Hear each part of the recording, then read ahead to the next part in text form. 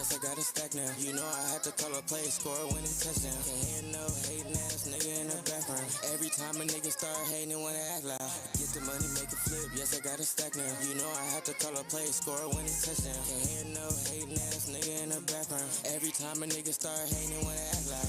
Everybody got something to say in the background. Niggas throw rocks and hide their hands, they ain't tough now. Kobe in the clutch every time they wanna act foul. It's out of weeds, out of packs, only smoking on loud. Go to Vegas, catch a flight, nigga, I put my feet up. Sliding down the strip, nigga throwing threes and P's up.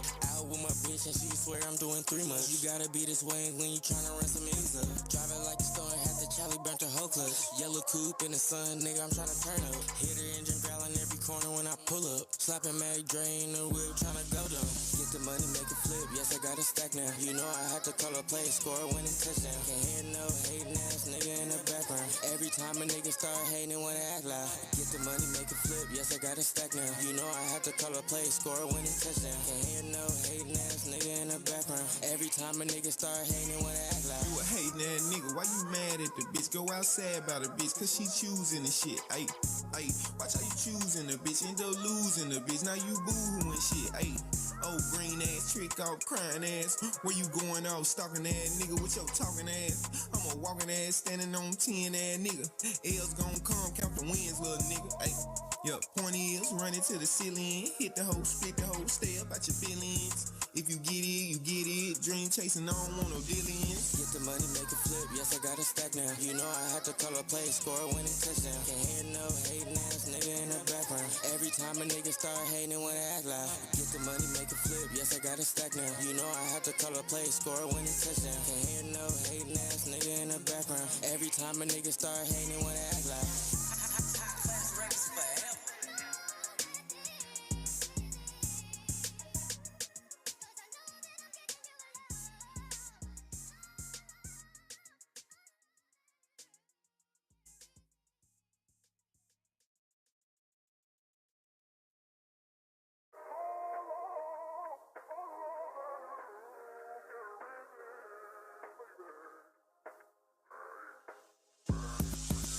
The money, make it flip, yes I got a stack now. You know I had to call a play, score a winning touchdown. Can't hear no hating ass nigga in the background. Every time a nigga start hating, wanna act loud. Get the money, make it flip, yes I got a stack now. You know I had to call a play, score a winning touchdown. Can't hear no hating ass nigga in the background. Every time a nigga start hating, wanna act loud. Everybody got something to say in the background. Niggas throw rocks and hide their hands, they ain't tough now. Kobe in the clutch every time they wanna act foul. It's out of weeds, out of packs, only smoking on loud. Go to Vegas, catch a flight, nigga, I put my feet up. Sliding down the strip, nigga, throwing threes and P's up. Out with my bitch and she swear I'm doing 3 months. You gotta be this way when you tryna run some ends up. Driving like a storm, had the Charlie burnt the whole clutch. Yellow coupe in the sun, nigga, I'm tryna turn up. Hit her engine growling every corner when I pull up. Slapping Mary Dre in the whip, tryna go down. Get the money, make it flip, yes I got a stack now. You know I had to call a play, score a winning touchdown. Can't hear no hating ass nigga in the background. Every time a nigga start hating, wanna act loud. Get the money, make it flip, yes I got a stack now. You know I had to call a play, score a winning touchdown. Can't hear no hating ass nigga in the background. Every time a nigga start hating, wanna act loud. You a hating ass nigga, why you mad at the bitch? Go outside by the bitch, cause she choosing the shit. Ayy, watch how you choosing the bitch, end up losing the bitch. Now you boo-hooing shit. Ayy, oh, green ass, trick off, crying ass. Where you going off, stalking ass nigga with your talking ass? I'm a walking ass, standing on 10 ass nigga.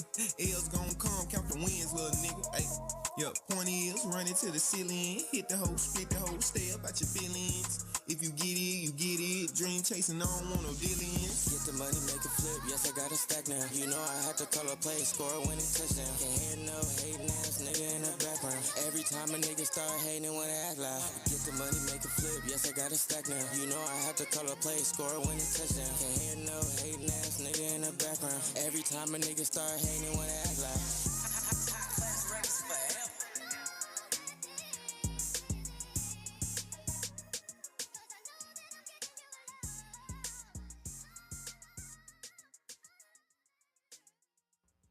What is good, chat? Your boys is back. Everybody, what's up?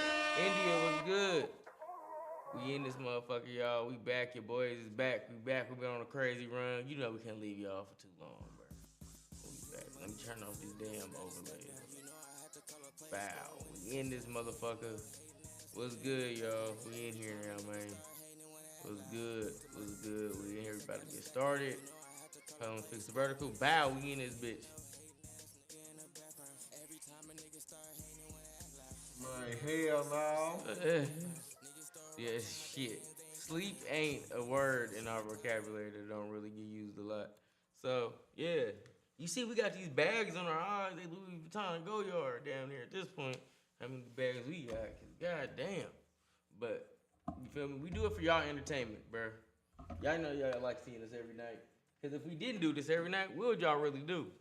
That's the real question. So, Watch Mr. Beast. eating feastables. Nigga watch a nigga give away $1 million and shit. Man, what? Watch a nigga clean the carpet, shit like that. Watching niggas build houses out of mud. Yeah, late night television type shit. Yeah, but that's what we here for. We the late night show. Man, all the other streamers be doing that at early morning shit. Nigga, real niggas be up at night. Nigga, what we saying? Nigga, nighttime, night owl. Yeah, I'd be sad if y'all didn't come on at night. Like, exactly, that's George Lopez shit. And you know, George Lopez about 10:30 every night. Oh, Nah. right. Y'all niggas don't know nothing about this. That's that OG shit. That was the shit. Remember the episode with his daughter ran away to San Francisco? I was like, what the fuck? I was just trying to get out of there. No, for real. This is the way I live. My bad, y'all. ADD kicked in. But y'all ready to watch some bullshit tonight? Oh, question. Y'all see that shit with Drake and Sauce Walka? Because V-Neck made a video about it, but he not wearing a V-Neck today, surprisingly. But From a full shirt. with a straight flat brim fitted is crazy. I ain't seen a nigga wear a straight flat brim in a minute. That's some baseball shit. The baseball niggas don't even be shit. That shit be bent too. Yeah, what I'm saying though, if you gonna see it, it's gonna be on the field.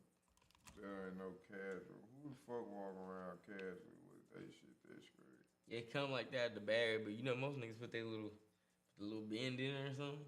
That shit straight as a fucking pencil. God damn. He got his shit like that. He ain't touched that motherfucker. He pulled that bitch right out the package. Bow. Yeah, I'm putting the song, nigga. He walked to the store with it like that. Remember niggas used to walk out the store wearing their shoes and shit? When you was a little kid, they be like, you wanna wear these stuff? Hell yeah. Niggas did that with the hat. Man, he got this shit out the machine.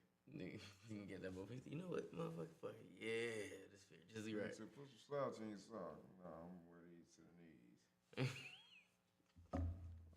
like my shit to my thigh, actually. A little higher. Freak ass nigga. Nigga on some thigh, sock. What up, little bro? What's up, K-Bo? Yeah. You see this nigga V-Neck got on full shirt. He got, I gotta show him. He on Twitch. Hold on, I gotta put the screen on. Hold up, chat. Yeah, see now you can see it. Yeah, V-Neck got a full ass t-shirt on today. Nigga, it look like it's in Arabic. Nigga, do you even know what that shirt say? That's what I want to know. Dada. It's Versace you stepping on. Fool, you can't even spell Versace. F-O Sachi. All right, y'all. Let's watch this. Since everybody, this was a hot topic. We're gonna give y'all a topic we don't give a fuck about a lot. Sauce Walka's response about Drake just changed the whole story. So, yeah.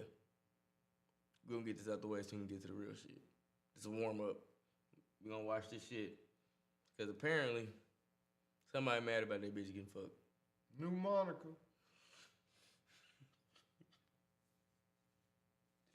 Yeah, Wolf with the fucking radio drops. All right. Song was about. Damn.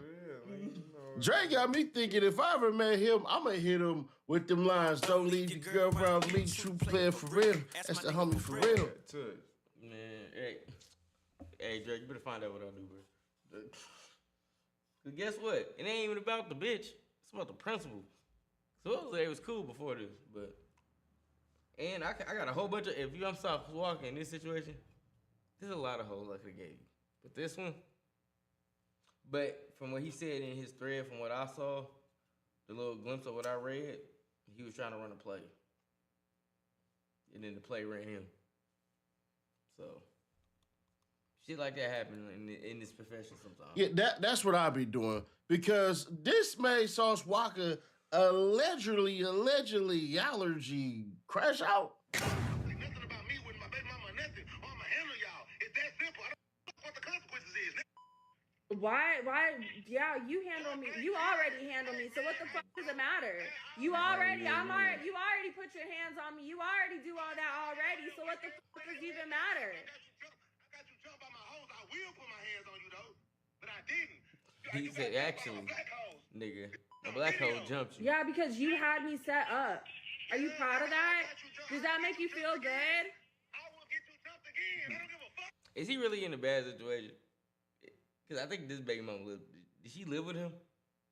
I don't know who the fuck she is. It's my first time hearing about her. Yeah, I don't know. Because it don't look like the girl that be with him on screen. Cause I gotta get Drake smoked. I will get Drake car shot at. Shit. You better realize who the fuck I am. I don't give a fuck what nobody talking about. Okay, you need to calm down. Man, No, I don't need to do nothing. Yeah, you do. Nah, not even just Especially that. I being your guess baby daddy. Drizzy done made him say, F that baby.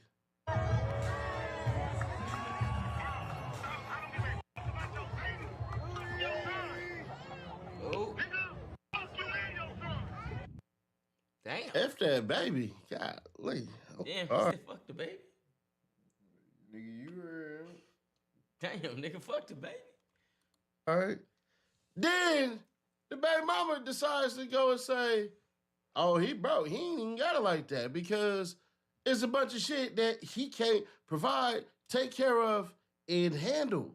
Bag $7,500. The F you talking about? B, how about you cake to the mall and pick yourself? I don't get nothing because I don't think none of y'all deserve shit. Honestly, I honestly never had to buy a B Chanel until you posted that BS anyway. I hate the fact Bambi is your biggest fan. LOL. It's all my fault, right? Shit is whack. B, do what you want to, purses or not. If I steady gotta buy shit and then he wanna try to follow me all the way to Dallas, laughing emojis, trying to get the F away from him. This how you feel about Splash? I'm busy driving to Dallas. Get off my phone. You be talking to me like you talking about them niggas. I'm going to Dallas too. I don't care. And then she goes on to show his alleged bank account. Mind you, doesn't he claim he's the richest in Houston, but yet this is his bank account? So he got $3,386.62. Then in his savings, he got $136.13. Then his auto loan, meaning what? Nobi, you really think we got some sleep? I mean, we got more than we usually get the other day. Like, nigga, like, shit. The day before, I got an hour, so I got more than an hour. No, for real. So, yeah, if that kind of shit. Then City said, FAQBU, son. Yeah, he was lying like fuck when he said I that. heard there was a field. That's what I heard. It was a big field. But now they talking about the Sauce Walka and Drake shit. This shit is crazy. And the baby mama trying to expose his bank accounts. She trying to say all his money is Capital One. It ain't none. Yeah, but I don't know. Nigga, he be fucking a whole bunch of cash. So, but man, shut up. I feel like with his accounts, Sauce did what he supposed to. Thank you, though. Hey, you do some crazy shit to me, you my baby mama. man, especially if it's like ill intentions type shit. Like, now you trying to embarrass me. Yeah, like, come on, man, move around. Then your history ain't good with this shit. Yeah. Come on, plus this ain't, you know what I'm saying? This ain't just a bit. This your baby mama. Yeah, like, it's a little different. Mm-hmm. Yeah. Hey, Nobi, don't say nothing. Don't say nothing too crazy. You know what's going on. You know what's going on. Don't even say nothing too crazy. Let us do it. We got it. We got it. What he owes is $16,432.05. If you ever wish payday came sooner, this might actually Especially for what I've seen from rich niggas, for what they car loans and shit be, cause they do car payoffs and shit. 16,000 ain't even crazy. Man, who gives a fuck about her posting a screenshot anyway? They don't determine how much money they really got. Don't, cause we know niggas don't put all their money in the same account anyway. That's what I'm saying. Like that's that account. That's it. But if I'm not a dumbass, this nigga ain't got no one account. Especially with the type of shit he do. And he had like 15 businesses. Like, come on, bro. Like, get the fuck tried. Out of here. Like, bruh. Like, man, she just want a nigga to do what they always do. Get a nigga to jump on the nigga. Oh, he's doing all this flexing, but he broke. But that's because you ain't posting the whole story. No. You posting one of my accounts. You only posting a little bit of it. That's what I'm saying. Now, if she posted, like, if she hit us with all this nigga, you know, like bank records. She ain't even hit the nigga with his streaming account. I know his streaming account looking crazy right now. So, yeah, this bitch just, she posted us what she had. He probably gave her access to that. No, that's what I'm saying. That's the only one she Or got. he did the hood nigga shit. Hey, let me get your name to get this loan right quick. I got too many. And she think this all his money. Because that's probably what he told her. That's all I got. You know what I'm saying? You see, he didn't want to buy the $8,000 bag. Hey, bitch, you dumb. He can't, because if I'm acting broke, nigga, I can't buy no $8,000 bag. I'm broke. I don't have it. Exactly. And she probably mad he did a stream the other day, and he was flexing his house and his closet with neon in them. That nigga put out some crazy ass Louis Vuitton stickers. Niggas put up the price of them on the street. You probably saw that shit. You know what time it is. Yeah, you can't flex. Hey. Can I get some? No. You broke. You always broke to a girl that can't get shit out of you, though. No, fat. That's what I'm saying, man. She just posting it so a nigga can be like, I knew the nigga was broke. You worse than us, nigga. You don't know shit. You going out with the hoe say. Yeah. She mad at me, nigga. She'll say anything right now. Right now, she'll say anything. Shit. We seen it a whole bunch of times, motherfuckers do this shit all the time. So, let's see what happens. Now, there was an old clip of Adam22 saying him and Drake be laughing at Sauce Walka and all this shit and everything. And at first, I ain't gonna say I didn't believe Adam, but at times... Hold on 1 second, chat. I gotta bring up the other chat. It did not come up. Hold on. We ain't been live too long. Hopefully she ain't looking too crazy. It didn't work. Come on. Damn, they didn't take our shit away. Damn, they damn near might. We might be. Oh, no. Our shit working. Our shit going. V was good. Hey. Hey, it's this nigga fault. You supposed to remind me, good. Hey, bro, don't bring it here. What do you say? Don't bring it here. Don't bring it here. Hey, normally you remind me the past 2 episodes, man. Come on, girl. That's on me. That's on me. Fuck it. I'm gonna take the fall for this one. My fault. Yeah, exactly. It's your gun. God damn. Nigga said, did you shoot it? Nigga said, it's your gun. My bullets. God damn it. Yeah. My bad. That's on me. My fault. And nigga, I looked to the right. I said, it didn't pop up. Fuck. All right. Times people do lay it on thick. My bad. It can be some shit where, you know, if we text it and let's say, damn, bruh, this person over here really trash. And I'd say to people like, yeah, man, I just got off the phone with him. He was laughing his hell talking about this person was just trash. Well, you didn't really say it like that. And you didn't really laugh. You probably put LOL trash, but sometimes you can lay it on thick. Even back then, like I don't know, like he's someone who just decided that he wanted to beef with me, even though I've always shown him full respect. And honestly, even when me and Drake were having our little FaceTime powwow about him last night, like Drake it was like, yeah, you know, I respect him. He's a hustler. He made something out of himself out of Texas, but he just got to stop popping that shit like he's something that he ain't. And I'm like, yes, exactly. It's like, it's weird that me and Drake feel like we kind of got the same exact treatment from him. You think? I mean, he's not some business genius that he wants to paint himself as. And if he was, why would you be on Twitch for 9 hours a day to 200 people? When we were streaming on Tuesday, well, Sauce Walka done heard it all, seen it all, and all, because he decided he gonna say, man, he put the P in it, you know, to put it in my hand playing, you diggery. That type of shit that won't stick, even if you throw dirt on it. Man,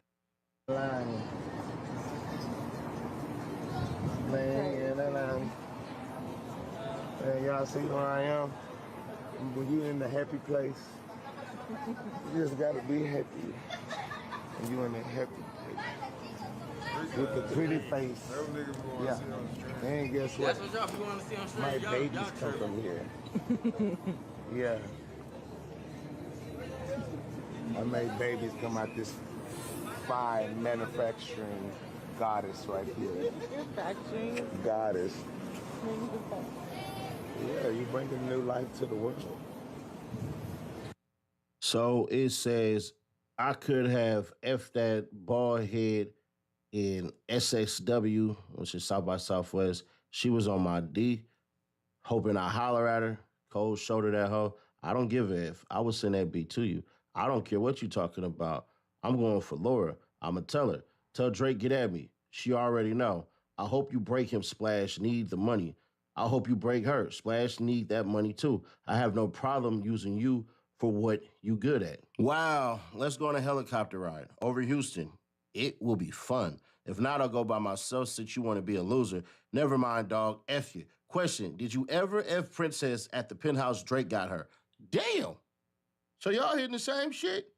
And I guess these are some lyrics. I don't know. I can't really see. It say, I put the man in manipulation when I pay your rent.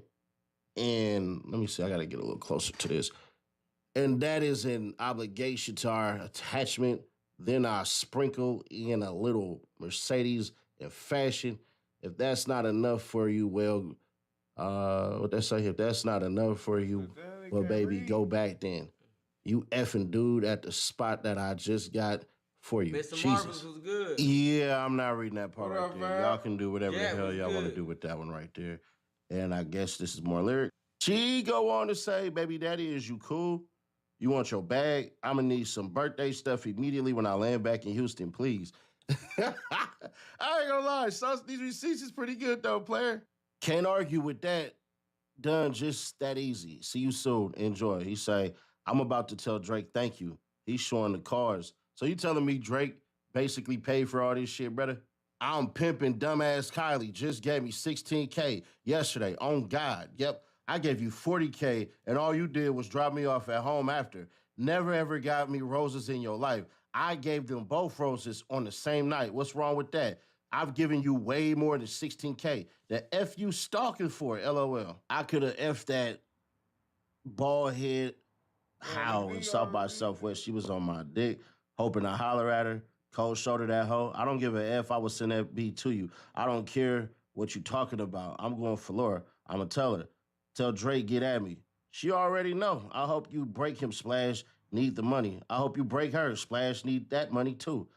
I have no problem using you for what you good at. I'm like, yo, I'm confused as hell. One, Sauce, you threatening to get Drake popped over slanging wee-wee in your main thing or one of your BM squeeze things? All right. Okay. I thought if it's pimping, it's pimping.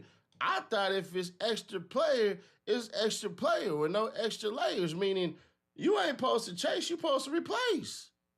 You put them things in plan so that the girls can understand. If you start walking that thin line, you gonna hit the damn road like the mystery van, you dig. But that shit right there look tender dick. I don't care. You know what I'm saying? If you really didn't care, what was all the yelling for? Mop her. So I ain't saying we need an explanation, but you probably want to hop on that first. Because the slick shit and all that shit and everything, all right, that's cool. So is you mad that she walking and ain't doing no talking because your sauce ain't saucing?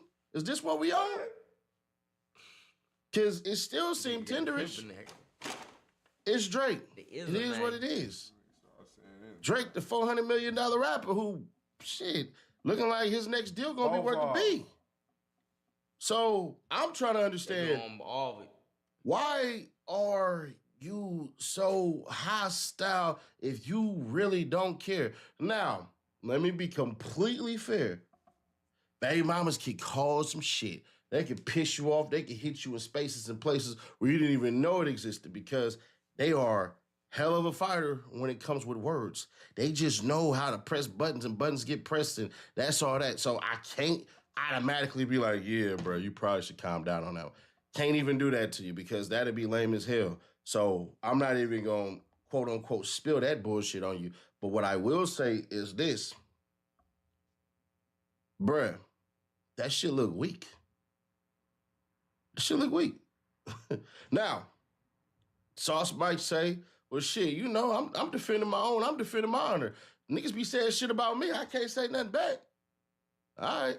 But for every dude out there, man, when you're going off with your brides and all that, assume everything is being recorded.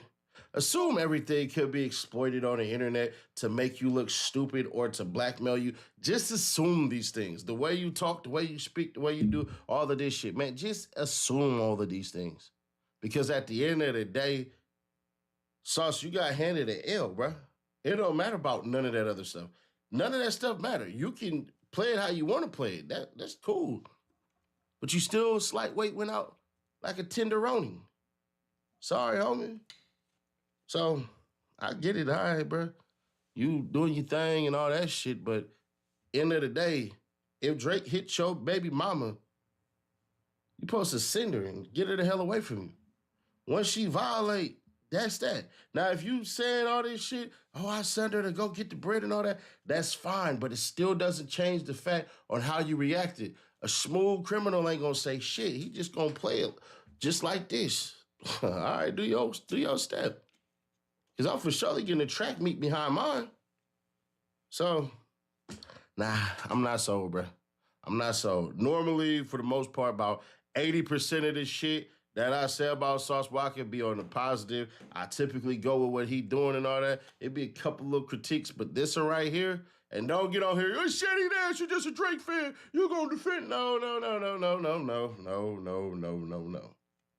I can understand him being pissed off that Drake hit his BM. That's fine. But the rebuttal is the part where I'm looking kind of side-eye like, yeah, nah, it's just, for me, it don't work because it's contrary to your actions. That's the issue right there. So, hey, maybe y'all agree, maybe y'all disagree. Hell if I know, but let me know in the comments, bro. Trying to do the little rhyming shit. Sometimes it works, sometimes it don't. But hey, that's, that's how he would have did it. So I try to get on my best Sauce Walka impression, but, probably like an Oakland nigga doing that shit. You feel me, bruh? Right, bruh? You feel me, bruh? Black. I don't know. Maybe it's the dreads, bruh. It got to be the dreads. Hell if I know. Wow. But hey, subscribe, turn on bell to notify shit. All right, y'all. That was V-Nick. Man, this nigga. You love this guy. Yeah, he got beef with him. I just think he probably doing more shit that he probably wasn't getting nothing out of. Mm-hmm. And that probably just sent him over to... And then plus that's his baby mama. So... She green hell for recording this shit. Like a motherfucker. What them niggas tomorrow go right there? This one? To the left. I'll go up. Go up. This one? Yeah. You remember this case? Mm-hmm. With the boy. Yeah, what they talking about now? So, because, he's still in court, so I guess some came out that his side support he had self-defense with a knife. So, I don't know. Watch it. Going to 22 minutes. Yeah, All right, fuck it.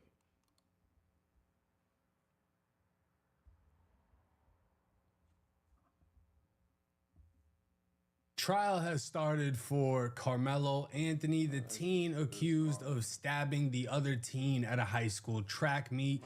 Jury selection started today. Apparently, the judge has made strict rules, which include no live streaming in the courtroom, no videos in the courtroom. They have to ask permission to use their laptops in the courtroom, but we're still going to be covering it and breaking it down because apparently the defense for Carmelo Anthony has been laid out. Back now to our lead story, which...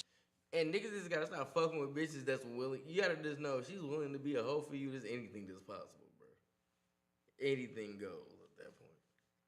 Once you can put her on that go. Yeah, I mean, if you gon' use a bitch for monetary gain, then your feelings got to be absent. But if you can't take your feelings out of it because it's your BM, then it's just like, then why you got her doing this in the first place? So it's like, nigga, because that ain't nothing you got to deal with. Like, nigga, just don't fall for the bitch. Like, you my employee. I care about you to the extent that I'm gonna make sure your well-being so you can make me money. But, bitch, you ain't my girl. But if you gonna be fluctuating, nigga, 1 minute you my girl, next minute, bitch, go out here and make the money, then yeah, nigga, you gonna be confused, she gonna be confused, and nigga, is it pimping or simping at that point? But like I said, it's really a little bit of both, shit. Because he is technically pimping a bit, but he also simping, because how you gonna kill a nigga about doing what this bitch pay you for, to do this type of shit. So why is it a problem now? She probably throwing it. What she be throwing it in his face? You know what I'm saying? Why you guys doing it? You got me. I'm working for you. It's not like I'm an independent contractor. I'm doing it literally for you. So even if I'm doing it, nigga, then take the opportunity. And if she go do it on her own, then I mean that bitch grown at that point. You can't tell the bitch she can't be a hoe. If she want to be a hoe, she can be a hoe. She don't want to be saved. Yeah, but you ain't got to tell me your whole business. I can get you from around me. But if I got you doing it, I don't think I care about hearing about what you do. I'm a pimp. He fucked you, right? For the money. Like, that's how it's simple it's supposed to be. I don't know what that is, though. I don't know if that's technically pimping or if it's just sex work. Where it's just like, you know, you give me this money, or if he give you this, like what he's saying, whatever money he giving her just off for the strength of fucking with her, they splitting it. Is that really pimping, or is that just sex work? Like, he just gave me $50K, bought me an apartment. Like, that ain't pimping. Like, a customer is paying for the sex. This nigga is funding this bitch lifestyle. So it's like, nigga, I don't know if that's pimping at that point. Like, you kind of, like I said, it's like just sex work. Right? Yeah. Y'all, like, nigga, it's like when bitch, they go to the strip club. Yeah, like, nigga, it's just sex work. Like, cause this nigga, I don't know, hey, buying a bit, what you say he bought what? Maybach and a penthouse. Come on, bro. What kind of hoe is that? Nah, for real. Hey, man, if she choose up, man. If she choose, you lose, man. No, literally, nigga, you the boss. How you gonna have feelings for your hoes? Hey, you told her to go do this. Come on, man. You might well just be Hugh Hefner. Just these my hoes.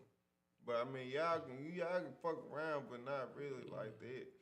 Not really. It's like, I make it look like that, but don't fuck my bitch. Right, you feel my bitch is different, yeah, because I feel like, you know, Hugh Hefner, that Playboy Bunny shit, you know, it was some dark shit going on with that, but on the surface level, it's like, you know, niggas ain't getting invited to the what's the name and just, you can have whatever you want. I'm gonna make you feel like that, but you ain't, you know what I mean? Yeah, like, you got to make a donation to something. Yeah, nigga. Like, you ain't just, this ain't, these my bitches. These my hoes. Like, you feel me? So, yeah, I don't know, cause that's a new category though. That ain't pimping. Yeah. That's escort. Yeah, that's what that is. Escort business. You become an escort, you get a little bit more bigger money. Nah, for real, that's a professional hoe. That ain't no anybody fucking no escort. Anybody can fuck her out. Anybody can't fuck no escort. It's top tier. If you got some money, you can fuck her, but if not, beat it. Nigga, you gotta have money for the honey, nigga. Nah, oh God. Come on, fool. Nigga talking about shit fuck anybody with some money. Throw that in there. Everybody ain't fucking that bitch. Lil Wayne said it ain't tricking if you got it. No, it's still tricking. You still tricking if you got it. You still tricking. That's this niggas, they just say that so they don't feel bad about themselves. I mean, if you was spending it on a girl you really cared about, you wouldn't even give a fuck. But you gotta call it tricking because you just that's your go-to. That's how you get her. Yeah, that's why it's tricking. Because if you wasn't doing it, she wouldn't fuck with you. Tricking, but you know, little game for niggas. But do whatever you want to do though. You do what you want to do. That ain't my business. Them y'all. Yeah. So do it. If you want to cash her out, do what you got. You got it. If you gonna buy the bitch a cow for the milk, go for it. My ex was an escort and I wasn't emotionally connected. You're a smart man. Hey, just make sure. Hey, sock it to my pocket like a rocket, baby. That's all. You just gotta know that and just not be. I just want a friend. Friend, you know, hey, here's some thumb, shit, some money. Come on, man. Shit, if you doing that, bitch, we ain't. What? Man, let's see what Melo did. Wait, don't do that. Don't do that. Man, they definitely called that nigga Melo. No. You don't think your family called him? He's all, I got my percentage. Hey, smart man. Even now you a cult. Like I said, I ain't judge your lifestyle either. But you know, listen to the man. He a smart man. He trying to show y'all some things. That what you like though, you know. He'll be Diddy. You go for it. I heard some crazy shit today about Diddy with Moose Man on the pod. I'm like scarred, nigga. But yeah, sorry. Just spare us, bro.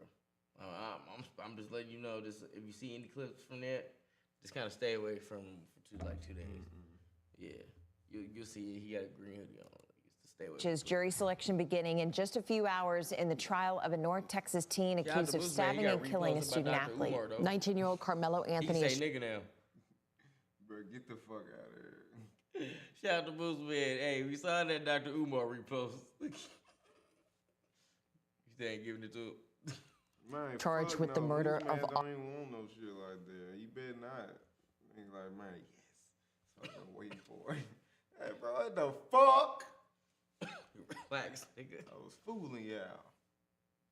I say nigga all the time. Y'all niggas crazy. Moose. What? What, nigga? Hold on, man. Nigga just let it fly twice. No, but shout out to the homie Moose, though. Austin Metcalf. Trevor Sohaki is live for us this morning outside the Collin County Courthouse this morning with the very latest on this case. And Trevor, this case has actually captured the national attention, particularly on social media, too. Yeah, that's right, Carmen. There have been debates online over stand your ground laws, race, and lots of misinformation on social media. In fact, there's been so much tension, threats, and controversy that the judge issued a gag order last year to prevent either side from discussing the case. Now, police say this stabbing happened at a Frisco ISD track meet in April of last year after a verbal confrontation between Carmelo Anthony and Austin Metcalf. A witness told police that Anthony came over to Metcalf and others in a tent on the bleachers. The 17-year-olds went to different schools and didn't know each other. Metcalf told him to leave. Then Anthony reached into his bag and said, "Touch me and see what happens." One witness said Metcalf touched Anthony, and another witness said Metcalf grabbed Anthony. Police said that's when Anthony pulled out a knife and stabbed Metcalf once in the chest before running away. Ain't nothing happened to Metcalf him was yet. taken to the hospital where he later died. Anthony was later arrested and charged with murder. According to a police report, Anthony admitted to the stabbing, claiming it was self-defense. He's currently on house arrest at his parents' home. Now, jury selection will begin at 9 this morning. Collin County District Judge John Roach is not allowing any live streaming of the trial inside the courtroom, but we will have a reporter inside that room at all times. We'll bring you the very latest updates as they come in. Quick pause, because this might actually help you out. If you've ever needed access to your money before payday, there's a banking app called Current that lets you get up to $750 whether the attacker's black, the victim's white, or the opposite, it's going to cause controversy and division throughout this country. It always does. And a lot of people have come to Austin's, you know, I don't necessarily want to say defense because he's no longer here, but a lot of people sympathize with the victim.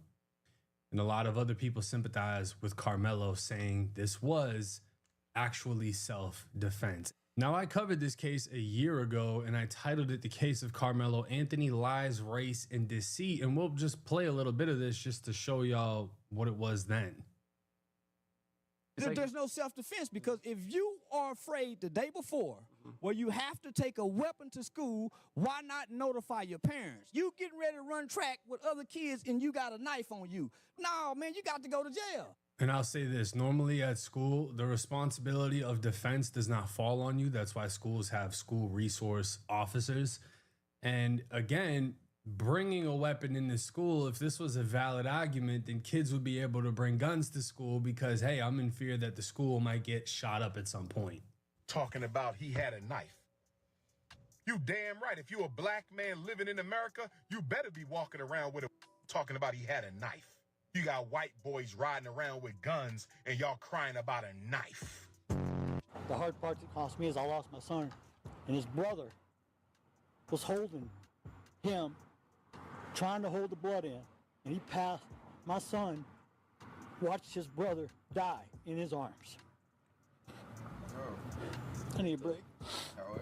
However, the nigga was bullying him. Jeff, first of all, my entire heart rests in your hands. I would be in my position, not even as somebody even knew your son, but somebody that shares the same understanding. I grew up as a 17-year-old young white man too, and I grew up in fear of my life around black people because they were killing and robbing people around me all the time. And I don't understand, as I was a father, you could sit idly by and not condemn the culture that killed your son. Are you done? Yes, I am, sir. Okay, my turn to speak.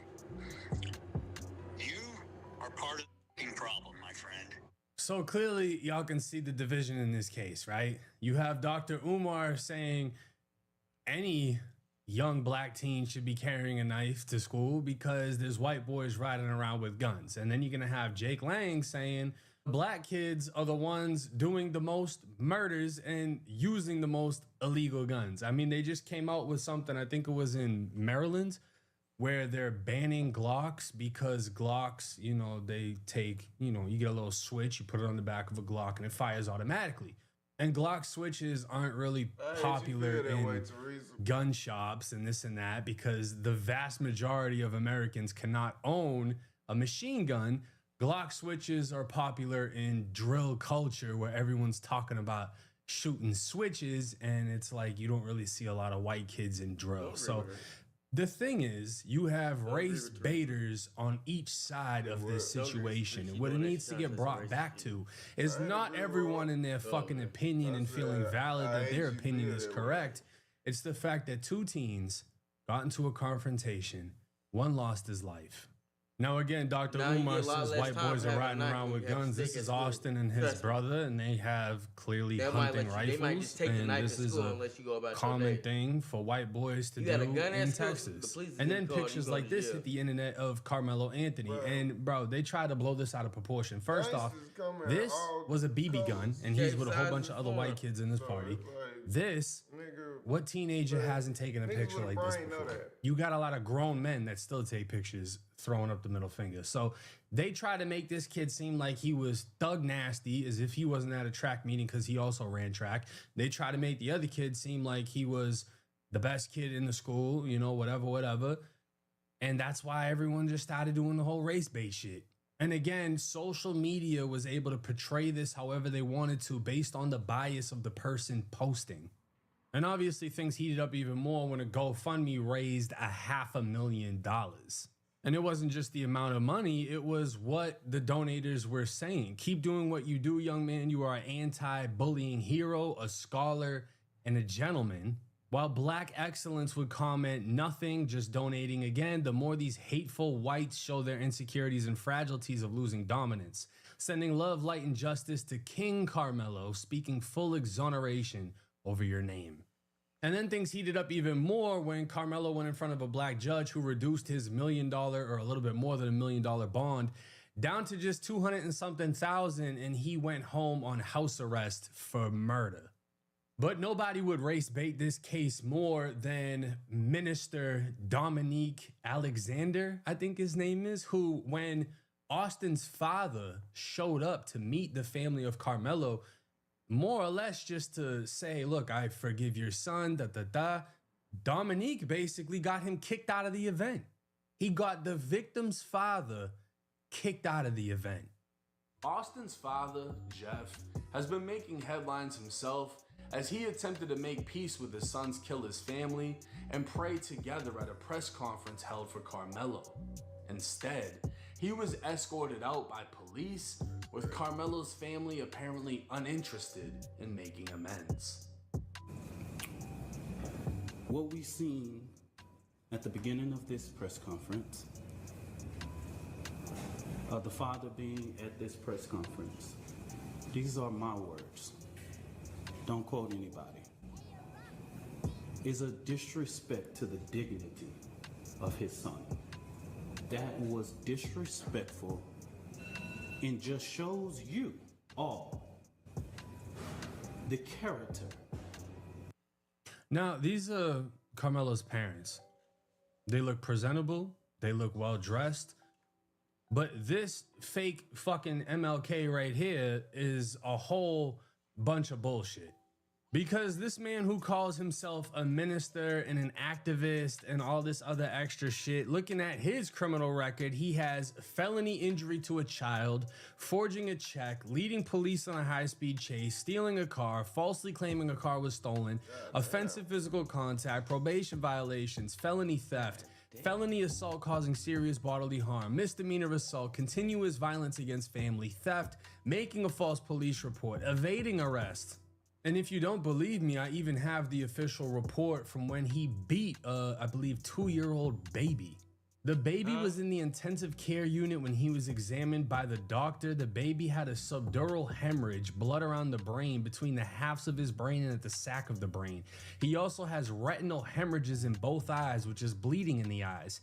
These types of injuries are seen in trauma with rotational forces. The severity of his injuries is not consistent with rolling off the couch, which is what the minister said happened.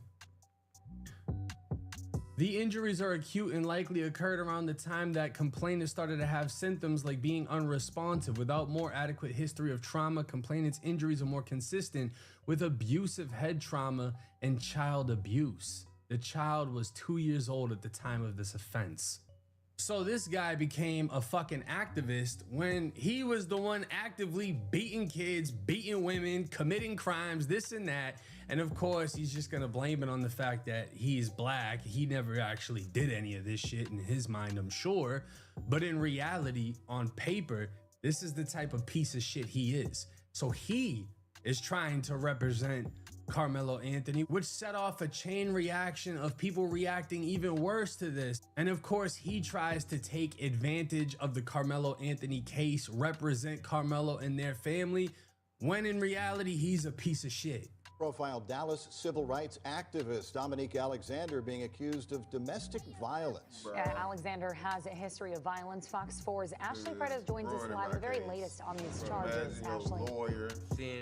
Tim and Hannah, good morning. Yes, Dominic Alexander is in jail this morning on 2 counts. One is aggravated assault, the other aggravated assault, serious bodily injury, family violence. Now, one is a felony, the other is a misdemeanor. Yesterday, he was arrested and charged. Alexander has a history of violence. He was convicted of shaking a 2-year-old baby in 2011 and received probation.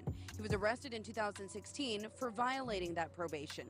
Then in 2017, he was arrested in Denton on a theft charge. Alexander is a well-known activist in Dallas, protesting several high-profile police shootings, including this past year against former DPD officer Amber Geiger. He was also part. So this is my thing, right?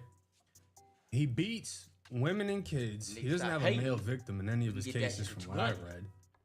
He beats women and kids, and then to get the attention off of the type of man he is, he puts himself in the situations where he grabs a mic, a loudspeaker, gets in front of people, and he speaks out on people that have been shot by the police because he knows that he can use the rage the community is feeling to make himself appear like a better person.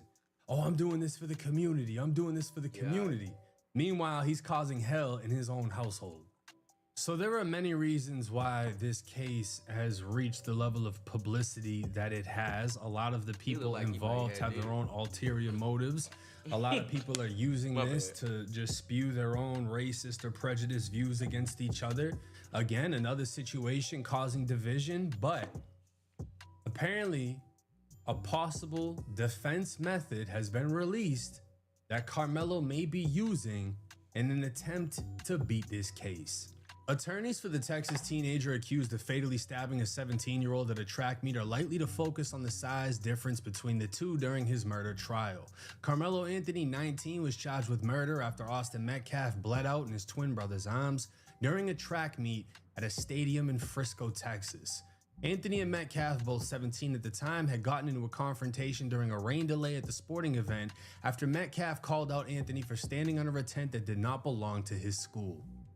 They exchanged words before Anthony allegedly pulled out a knife and stabbed Metcalf. He fled the scene but was soon tracked down and arrested. Anthony, whose family launched an online fundraiser to aid his legal battle, has pled not guilty and is claiming self-defense. During his trial, which is set to begin on Thursday, Anthony's defense team could possibly zone in on their client and Metcalf's contrasting sizes as a way to prove self-defense.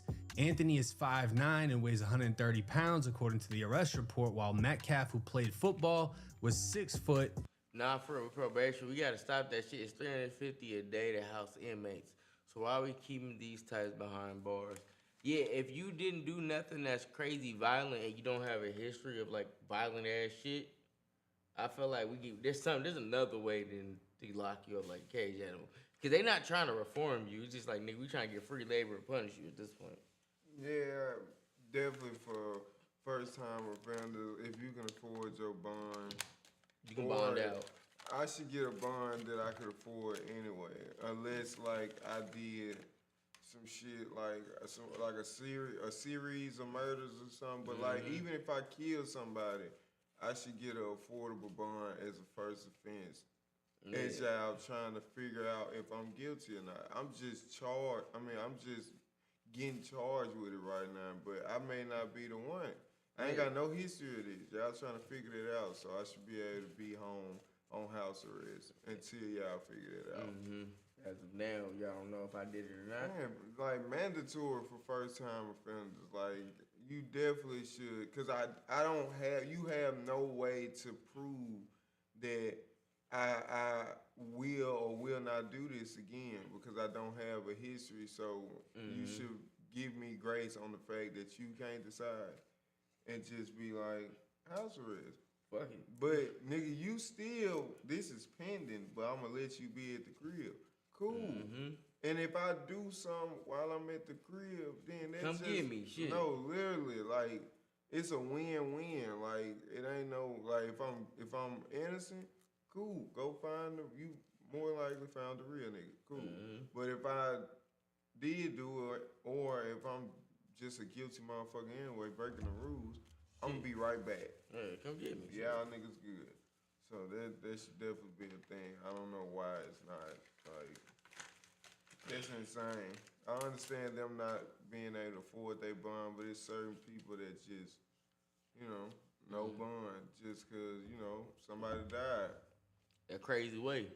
Yeah, like if I get in a fight with somebody and I break their neck, that don't mean I shouldn't get no bond or I get like insane fucking like I get $1 million bond. It's That's just crazy. like 100,000 would have been cool. It's like, bro, you only got paid 10% of it. Yeah, but it's like 10% of $1 million. Yeah, 100,000. It's like, nigga, how am I gonna come up with that? In cash, and even if you get convicted, put not guilty on the conviction, you still don't get the money back.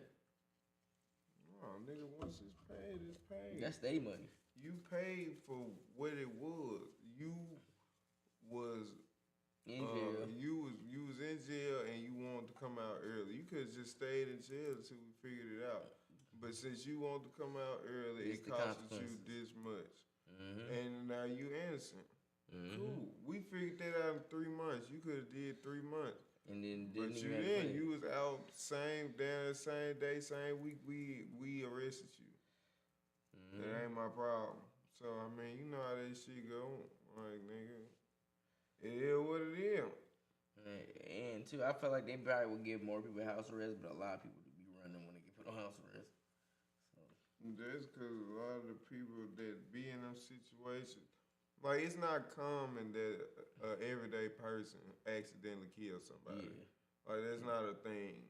Like, most people that's in them situations be people that be in shit like that. Like, you be around shit like that where it can happen. You might be around nigga that be playing with a gun. You might be around nigga that's on drugs with a gun. You might just be around violent motherfuckers. Something pop off. Boom. Or, yeah, something happen to you. And you in a situation where you got to defend yourself. That ain't happening to no everyday person. What the nigga, where y'all was at? In a fucked up ass apartment? I would have never been in a place like this hanging out. Why are you gonna hanging out? No, literally. So, like, nigga. Y'all get it, but shit stupid. And weigh 200 to 225 pounds. Now, I don't know about Texas, but in Florida, the size of a person has absolutely fuck all to do with if it stands your ground. You're not just able to be like, oh, he's bigger than me, so I stabbed him. Because they're gonna ask you, okay, well, if he's bigger than you and y'all had a confrontation, why didn't you run away? It says in the arrest that Carmelo stabbed him in the chest and then ran. Why didn't you just run away to begin with? Why did you have to stab him first? If you're that in fear of his size, why not remove yourself from the situation? Well, people are gonna be like, oh, well, he has the right to stand his ground and this and that. That's true though. You do have the right to stand your ground. And if someone puts hands on you, you have the right to defend yourself. But the level of force has to equate to the level of force being used against you. If someone pushes you, you can't stab them or shoot them. You can push them back. Someone punches you, you can't just obliterate them. That's not how self-defense works. Now, his attorney also said that the self-defense argument could stand up in this case, even though Anthony was allegedly the only one with a weapon. The question is, what's a weapon? Case law has said that a shoe can be a weapon. Your hands can be a weapon. A bottle can be a weapon, the lawyer told the Morning News. Now, did they get access to the $500,000 from the GoFundMe? Because this doesn't sound like a fucking, $500,000 lawyer here. Shoes could be a weapon, Your Honor. Hands could be no, you're not getting arrested for having a concealed shoe. You're not getting arrested for having automatic hands. You're getting arrested for having guns, knives, bats, brass knuckles, shit like that, right? Those are weapons. When you use that on somebody, that is a fucking weapon. So for him to be like, oh, is the knife even a weapon? Yeah, dumbass. He also noted that self-defense could be a valid argument if the victim who was killed was approaching the other in an aggressive manner or put their hands on him. According to the arrest report, a witness said that Anthony sat under the tent belonging to Metcalf's team. Metcalf told Anthony to move, and Anthony replied, touch me and see what happens. Metcalf then touched him as Anthony said, punch me and see what happens. If I reasonably believe this guy is about to attack me and I know if I'm being attacked by him, he could kill or seriously injure me, then I am justified in using whatever defense mechanism I need to preserve my life. Texas is a stand your ground state, which means a person can legally use deadly force if they believe they are in danger. Not just in danger. You can use deadly force if you believe you're about to die. That's it. Not just you're in danger. Otherwise, kids in high school would be clapping each other left and right every time there's a fucking fight. Like, what? I don't understand. Are they trying to put weight classes on high school fights? Oh, he was an inch bigger than me and 10 pounds bigger, so I shot him because I was scared. You're not even allowed to have a knife on school campus. You can't have weapons there. So trying to justify, oh, well, he had the right to do it, but he shouldn't even have had the fucking knife. Going good. Goes back to what Charleston White said. Yeah, we chillin'. How were you that in fear for your life that you had to bring a knife to school and you couldn't have just contacted or told your parents and they could have contacted the school? How is it justified if you were in that much fear, you premeditatedly brought a knife to school? And not only that, you cannot provoke in self-defense. You can't reach in your bag and be like, touch me, see what happens. That's provoking. You cannot provoke in a self-defense case. I can't grab my gun and be like, do it. And then when you do it, I blow you the fuck down. That's not self-defense. When police tracked down Anthony and took him into custody last year, he told an officer, I'm not alleged, I did it. He made the statement as the cop told others that Anthony was being arrested for the deadly knife attack. He put his hands on me, I told him not to. Anthony told the cops as he was handcuffed at the stadium. Metcalf bled out in his twin brother's arms after he was stabbed. More than a year on from his sibling's death, Hunter walked across the stage and accepted his and his brother's high school diplomas during a graduation ceremony on May 21st.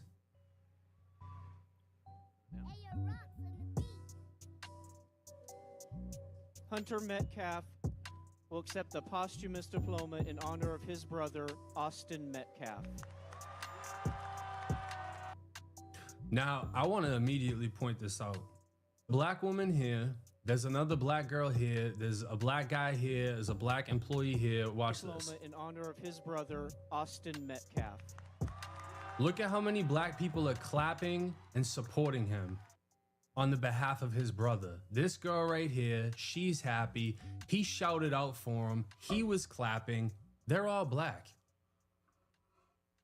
So you can't say this is entirely a race thing. It's not. It's a matter of what's right and what's wrong. You're gonna have people supporting things for all of the wrong reasons.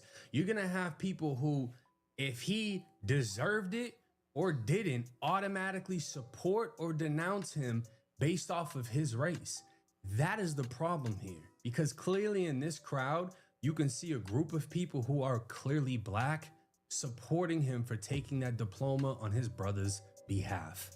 And that's why all these race agendas need to stop. We need to view things for what the fuck they are. If it's a clear-cut crime committed, you cannot just denounce the crime and be like, yeah, whatever, you know, but he should get off because he's black. And it should be the other way around too. If a white kid does something, you shouldn't just get off because, yeah, whatever, no. It has to be respected both ways. Otherwise, these fucking examples of division are always gonna keep popping up and it's gonna cause racial tension. But seeing everybody that was clapping for him,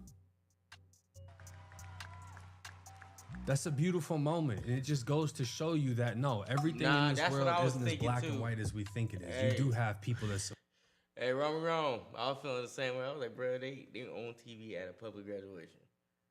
Nigga, you have no choice but to clap at that. I mean, my thing is anyway, it's just like, that shit don't mean that them the people that at the school with him. Like they know. Of course they gonna be biased. Yeah, so it's like they gonna hit a nigga with, yeah, they were both good students. They ain't picking no sides, but nigga gonna pick sides, bro. That's just what it is. And shit, hey, the black people more than likely gonna be side with the little black boy, and the white people more than likely gonna be side with the white boy that died. And then you gonna have people that feel like you. That's just, you know, feel like, oh, it shouldn't matter. Well, it do to most people. Yeah. It's just what it is. And he also, there are videos that was showing how the brothers were always fighting and bullying kids. Yeah, when I watched the original one, they said there was hella videos of the brothers like ganging up on different kids and shit. Yeah, I mean, the nigga big as hell. Say 6 foot, 200, 225. Yeah, you saw that big ass. Imagine two of them big ass niggas walk up on you. So, I mean, it's not crazy. Like, I understand nigga lost a son and shit, but I've also been a kid before. I've been a teenager before, and I done seen big ass niggas throw their weight around just because they bigger than everybody else. And if it's two of y'all, I can only imagine. They should ignite shit. No, for real. Like, no cap. And I'm not even saying the way Lil Bro handled it was the best. We know that, but he did what he did. And, you know, it's the consequences of both of their actions. he stabbed him, but whatever he done did previously, even if he didn't go that far that day, maybe he did something already, and then that moment, fuck it, he was like on top of that. Yeah, he had complained to the principal. Oh yeah, see, if he been complaining and shit, then hey. Man, so it's just a fucked up situation because both of them was teenagers. Like, it's some shit where it's like, nigga, y'all shouldn't even be in these situations. Like, nigga. Especially right now, nigga. Yeah, like, y'all, you died and he killed you at a, it's like both of y'all, your life and his life changed. Y'all both fucked up. And both of y'all, like I said, both of these niggas 17 when they happened. Young as fuck. Like, that shit just, man, that's what really make it fucked up. And I do hate when situations lose what it's actually about and it just become about the race. When it's one race and another race, something happened. It's like, bruh, what actually happened though? Let's talk about what happened. And like I said, we can see both sides. Like, yeah, brother didn't handle the situation the best on school grounds. But also, we ain't gonna just jump on how he reacted. Certain shit, we don't know what he was dealing with when it was pertaining to bruh, for him to just jump to, I'ma stab him. That don't sound like that was random. You know what I'm saying? Like, nah, nigga, you been fucking with me. I'm not a criminal, nigga. I ain't got no record. I ain't been doing this. So if I did that, you been fucking with me, bro. Like, you choosing to do this, bro. At this point. Let's call it what it is, bro. You been fucking with me, cause if I was that type of little boy, fuck a picture. I would have a record. They always want to put up a picture of a nigga that's throwing up a middle finger. Okay, cool, whatever. Cool, whatever. And a nigga holding a gun. Every time. But at the end of the day, bro, what have I done? I ain't got no record. I haven't done shit. As far as you know, I'm a scholar and an athlete, bro. So that's what you got to go off of. You gonna treat me as such too. Man, come on, man. So when you finish, bro, if I killed the nigga, bro, something had to happen, fam. I earned that grace. I've been on the right path to this. So something had to happen, nigga. Fuck is you talking about? Appreciate the follow. Wrong. Thanks, Wrong. We appreciate you, bro. But yeah, this shit. I wish bro the best though, and like I said, I hate that happen to the family, cause you know the daddy. I mean, he paying for the sins of his son. Like nigga, his dad ain't at school. Cause I know niggas be putting it on the parents, but sometimes kids just be what they is. Sometimes you can't control what your kid gonna be. Yeah, I can act like this around my parents, but then I can get to school and I'm on demon time. I feel like everybody got a different persona kind of when they be with their parents a little bit. If you a teenager, yeah. It's a little more reserved. Especially depending on your relationship with them. Like, I know me, I was only a percentage of who I was around my daddy. So just imagine these niggas being bullies, but if I'm just a regular dude around my dad, then I'm down cutting that in half. I'm suppressing what I do at school. So when I get to school, I'm turned up to the max. Cause this the only place I be like this. Cause this the only time I can be my true self. Nah, for real. Yeah. They probably, that's some entitled shit too. Or they daddy probably was bullying them, talking to them crazy. Probably treating them like they was some bitches. And they go to school, do that shit to niggas smaller than them because they scared of their daddy. It could be a lot of shit. Like, it's just, bruh. Like I said, like, it's fucked up because they kids, bruh. But it's true. Like, that's really it. Because if it was grown folks, it'd just be what it was, bro. You fucking with me, I reacted how I did, that's it. But with it being teenagers, it's just like, man, goddamn. I hate he felt like he had to kill the nigga at a track meet. That's it, bro. That ain't no nigga ain't just waking up doing it. I'ma smoke somebody at track meet today. That don't happen. You been fucking with me, and I just probably had the knife just in case. Yeah, because I feel like a knife. That's what I was saying. I don't feel like a knife is too crazy to go to school, depending on where you go to school at. Like, if you talk to niggas in LA, they be having to bring shit because they walk through so many neighborhoods, and then if they from a different neighborhood and they move over to where they gotta go to school in the neighborhood where you not supposed to be from over there at, they might try to do something to you. So, and you know, we heard cases of time before, and you said he also made complaints to the principal, and sometimes schools, the principals don't do shit. So, man, it's like, it's a go case by case basis for real, bro. Situational. He probably gonna do some time though. Like, I don't think he gonna get off like completely just off of strength. I think they need to give him maybe a year or two manslaughter and probation. I don't know, cause he grown. But he did it when he was 17. Cause these niggas goddamn, they might, you know what I'm saying? I don't know, cause this nigga representation is ass right now. Yeah, but they can't convict you because you got older. They're gonna convict you. They're gonna probably convict you off the fact of when you was the age when you did that shit. Yeah, but still, that nigga was 17. So, I mean, it'd been different if the nigga was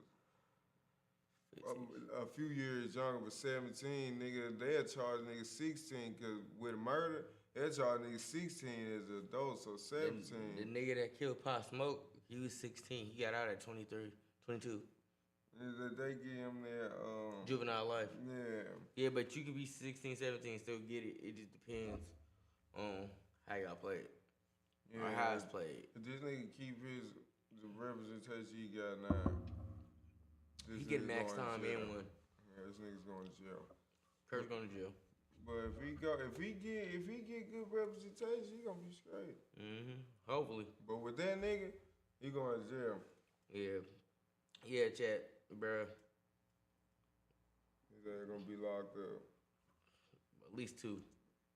Support each other regardless of race. You do have people that sympathize with each other regardless of race. Now, what do I think is going to happen in this case? I'm not sure.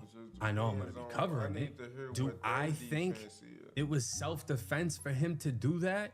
In all honesty, I don't. I don't. Because a fight is a fight. And there has to be a clear distinction of what fear is.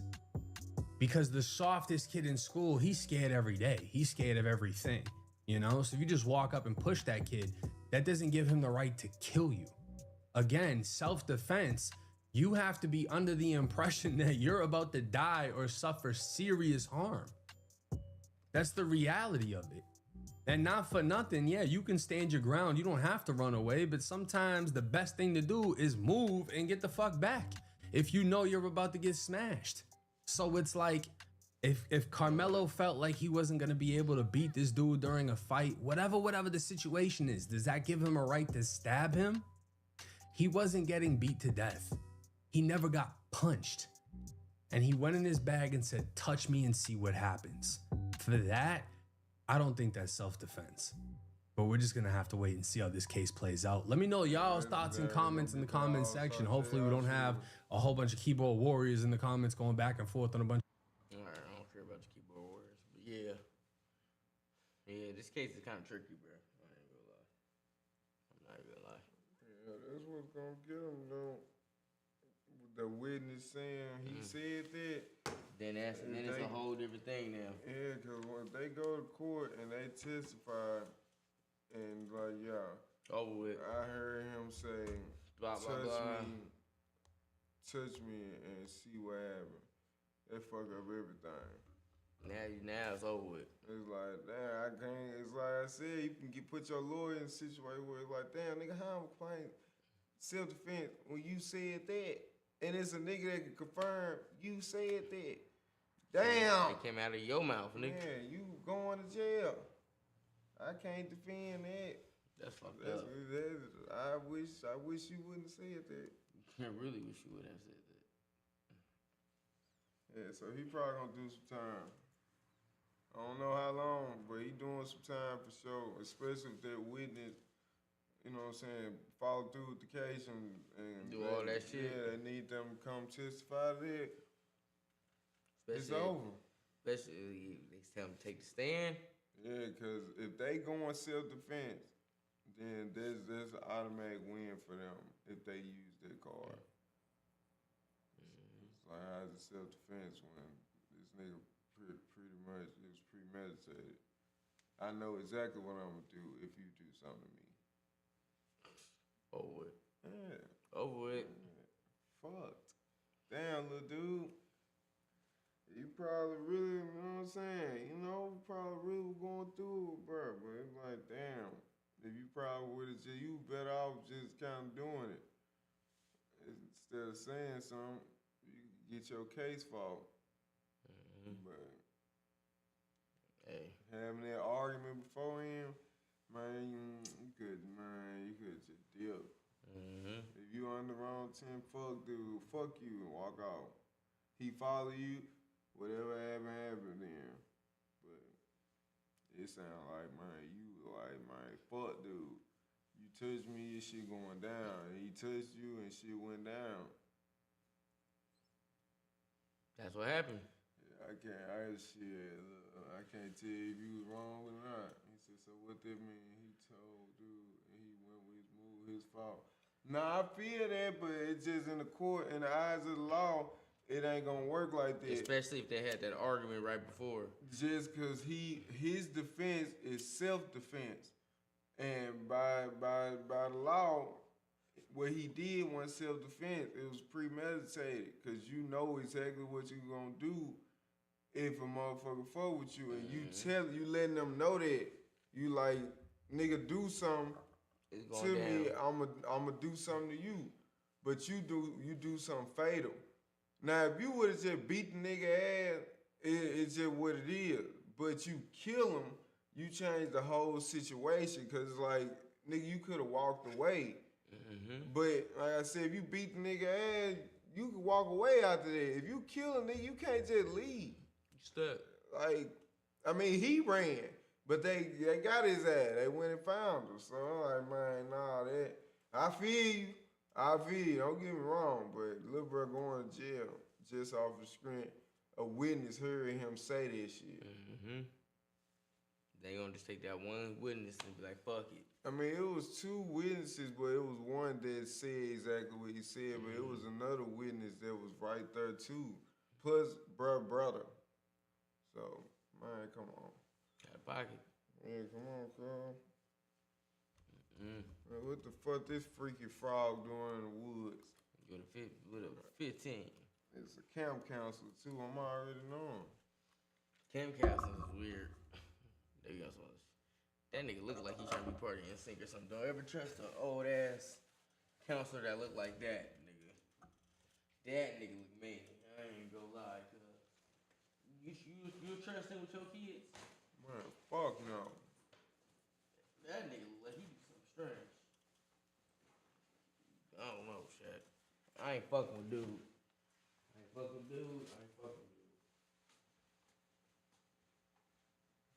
Yeah, a nigga like this. I ain't never been in no camp, but he was, my brother said you add them videos he sent to the watch later. He sent to the Discord? Yeah, I'm assuming so. Let me see, because when I checked last night, it wasn't on there. I'm trying this over. I feel like a baked Kenny. Kenny got baked by that motherfucker. I feel like, yeah, he did. He feel like a baked potato.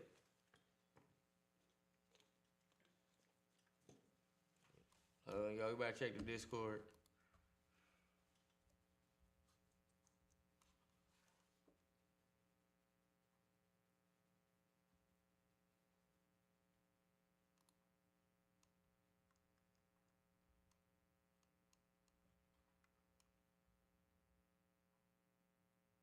This one.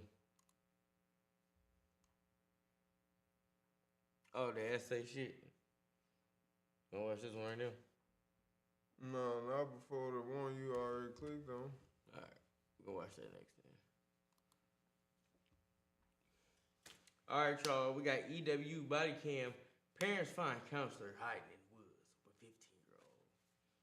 So let's see what the fuck happened. What crime am I being suspected of? Crime? Yeah. Okay, well, right now it would be a potential offense. He was pretty upset. Said he had every right to put my face through my. Yeah, there's something weird about this guy. He liked the attention he got from female students that he worked with specifically. I'm gonna be honest with you. No, this is grooming behavior. Did you ask him if there was ever anyone else, other students? Yes. On April 5th, 2023, the Mason County Sheriff's Office in Shelton, Washington is called when a 15-year-old girl fails to return home after a run. Using Find My Phone, they go to her last known location and discover a grown man hiding nearby in the woods. As shocking as this is, the man's true identity and the scope of his other indiscretions are even more disturbing than anyone could have imagined. It is her school counselor. The following is based on official police records released to date, and some of the footage has never been seen before until now.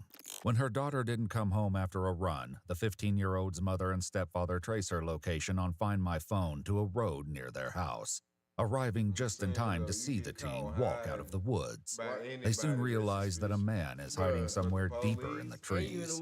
He only emerges once they've taken the keys to his motorcycle, where they had been left in the ignition, and called the police. Now that a deputy is on the scene, he approaches the man. How's it going? You got ID on you?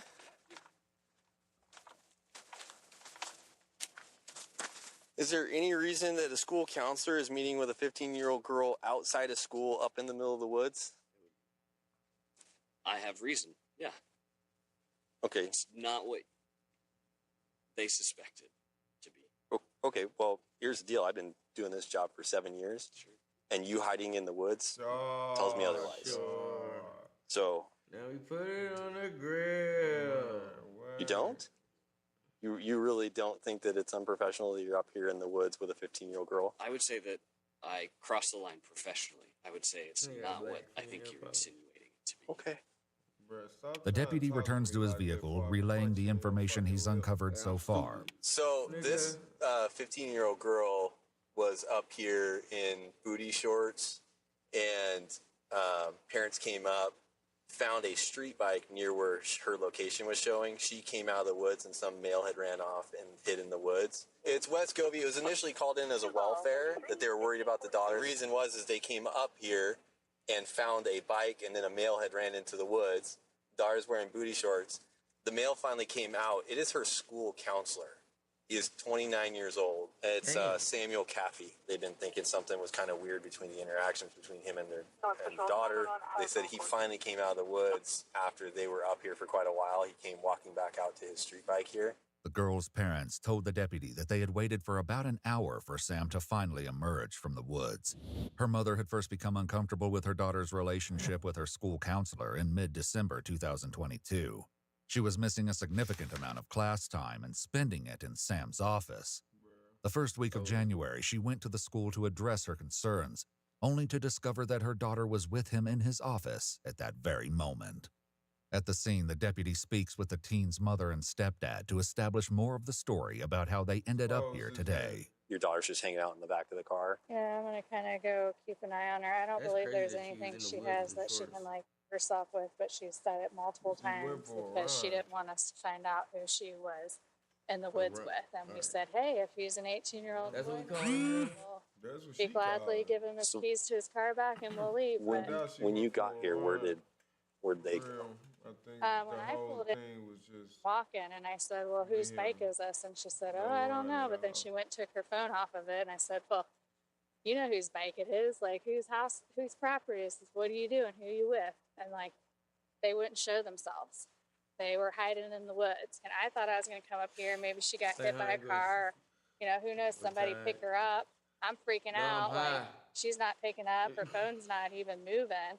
And did she drive up here, or did? No, she said she was going on a run. I don't know if she hopped on that bike and came up here, if he picked her up and brought her up here, or if she actually ran her little butt up here and met him up here. I don't know.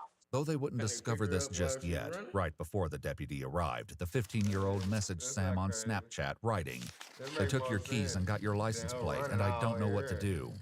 Investigators later discovered a note underneath this message reading, "You changed chats to delete immediately."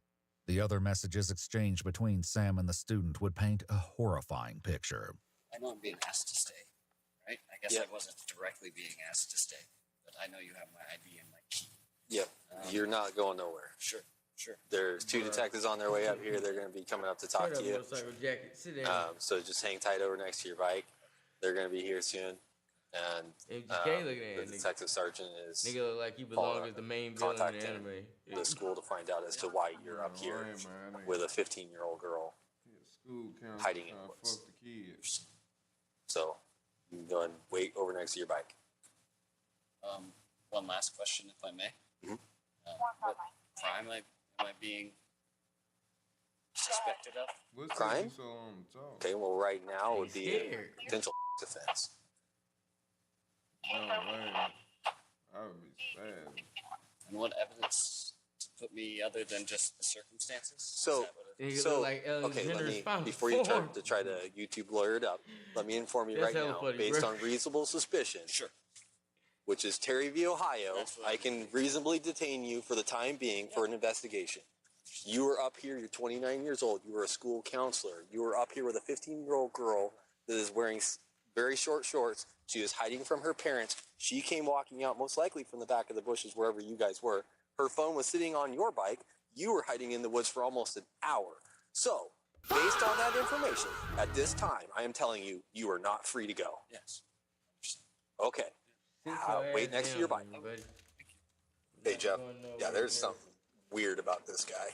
He's weird. He's smirking when he's asking if he's free to go. I'm informing him no. He's asking why not. And he's sitting there smirking. Following this discussion, a decision is made. Do you have your cell phone on you? Let me see your cell phone. Based on exigent circumstances and the fact that you could be destroying evidence of a crime, taking your phone for the time being. You can do that? Yes. You can do that. Have your daughter's phone? It isn't long before the detectives arrive and the deputy briefs them about the situation. But his behavior is off. Sam is brought into a vehicle to speak with investigators. He's Mirandized and tells them that he's been a high school counselor at Shelton High School for 7 years.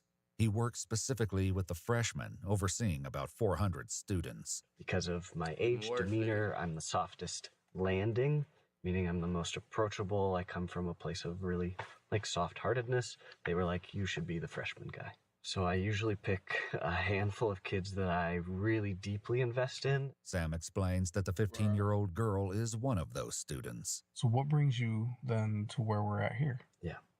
One of my students that I've gotten to know really well, who's in my DBT, dialectical and behavioral therapy group, who's somebody who comes and checks in with me pretty regularly. And so she recently had some kind of abnormal home situations. And so we've been staying in better contact electronically about what's going on. Sam tells them that the abnormal situation was an argument between the teen and her mother. She ended up, in her words, punching a tree and showing me pictures of how bruised up her fists were, her right fist was. And then she sent me a picture of her bruised forehead from her and her mom both said that she had smashed her head into the wall repeatedly because she stated that they were not listening to her. Sam reveals that this isn't the first time he's been in trouble at work because of his inappropriate behavior with students. That was a conversation that I had with HR and my evaluator earlier this year. Because I was allowing students to reach out to me via Google Voice and Instagram to be able to get a hold of me when they were having problems and going through things. Investigators reached out to Sam's now ex-wife, Rachel, and she told them she always had an issue with Sam's boundaries with his female students.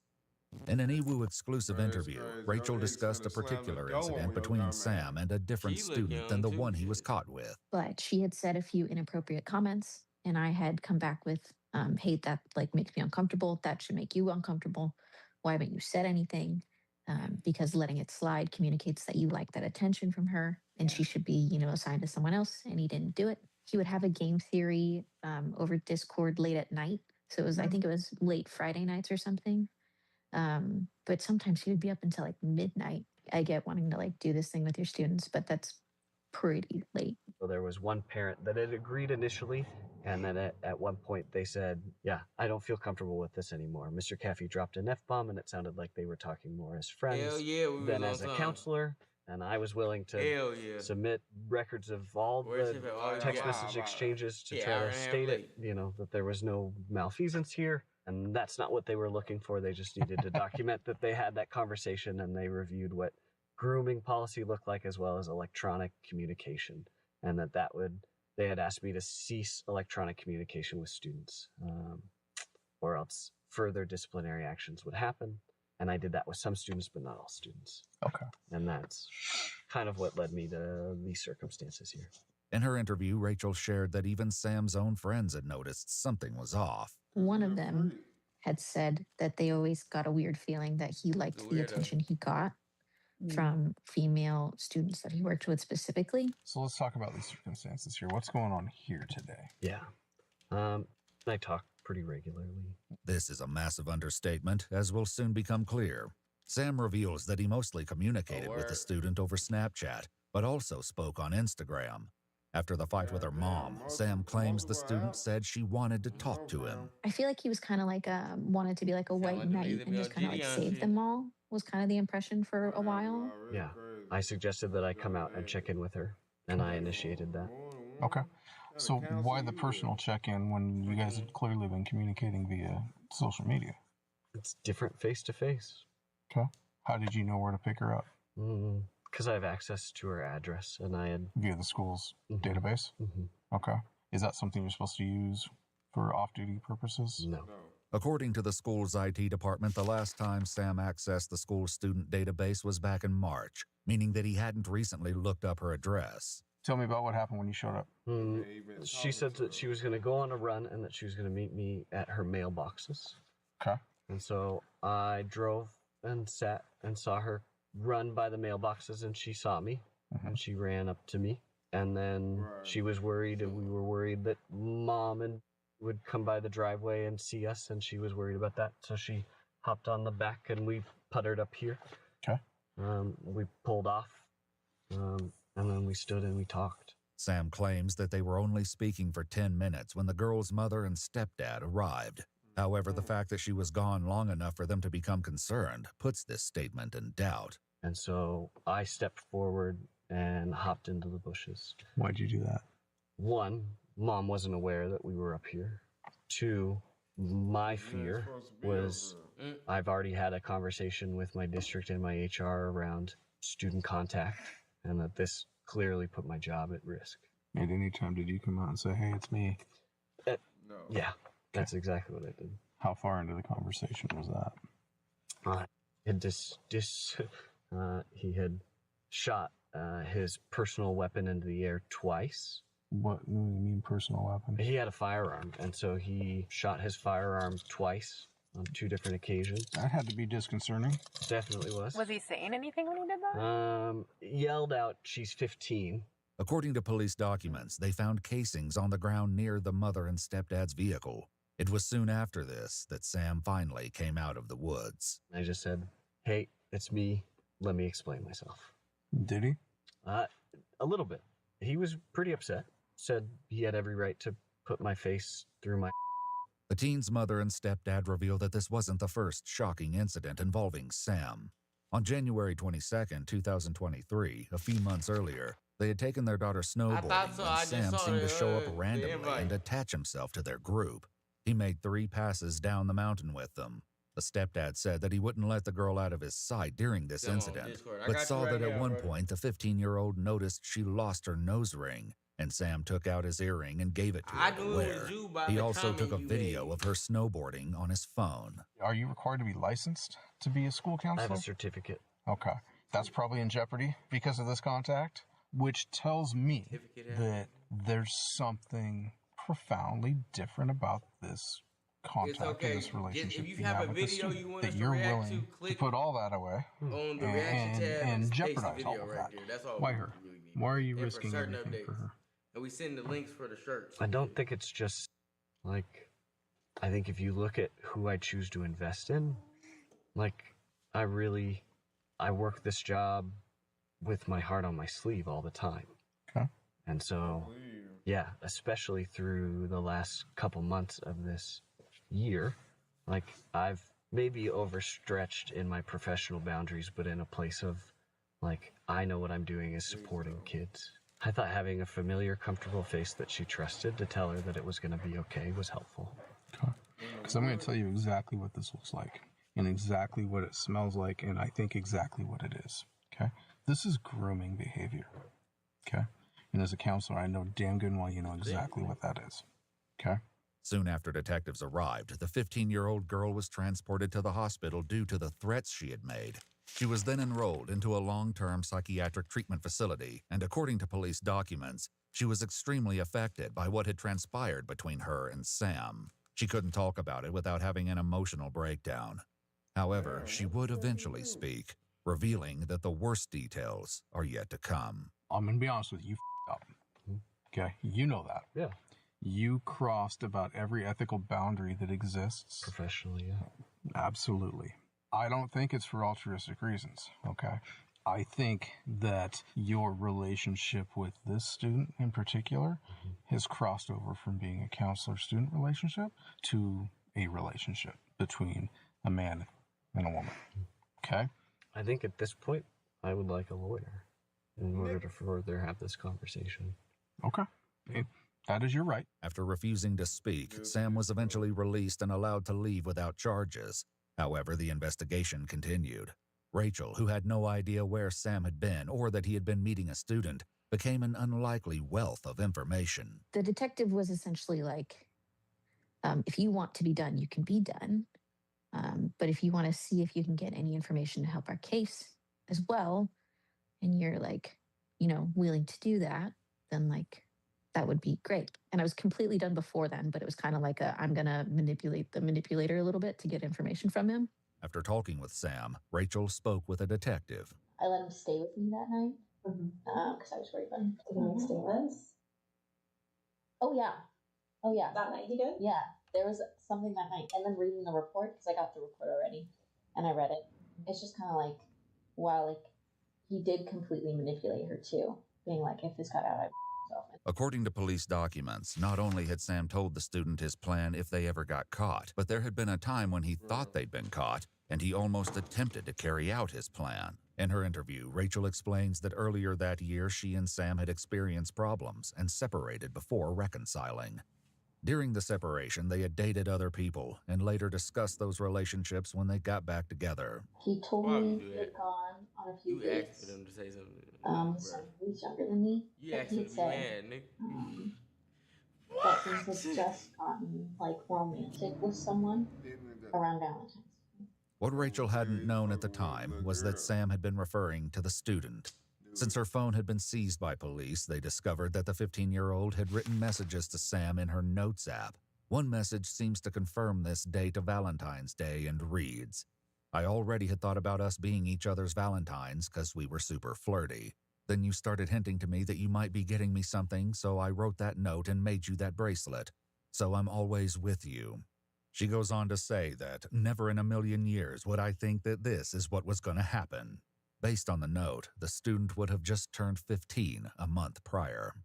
Police also found a photo time-stamped February 14th, showing a heart-shaped box of chocolates, what appears to be marijuana, and 2 vape cartridges.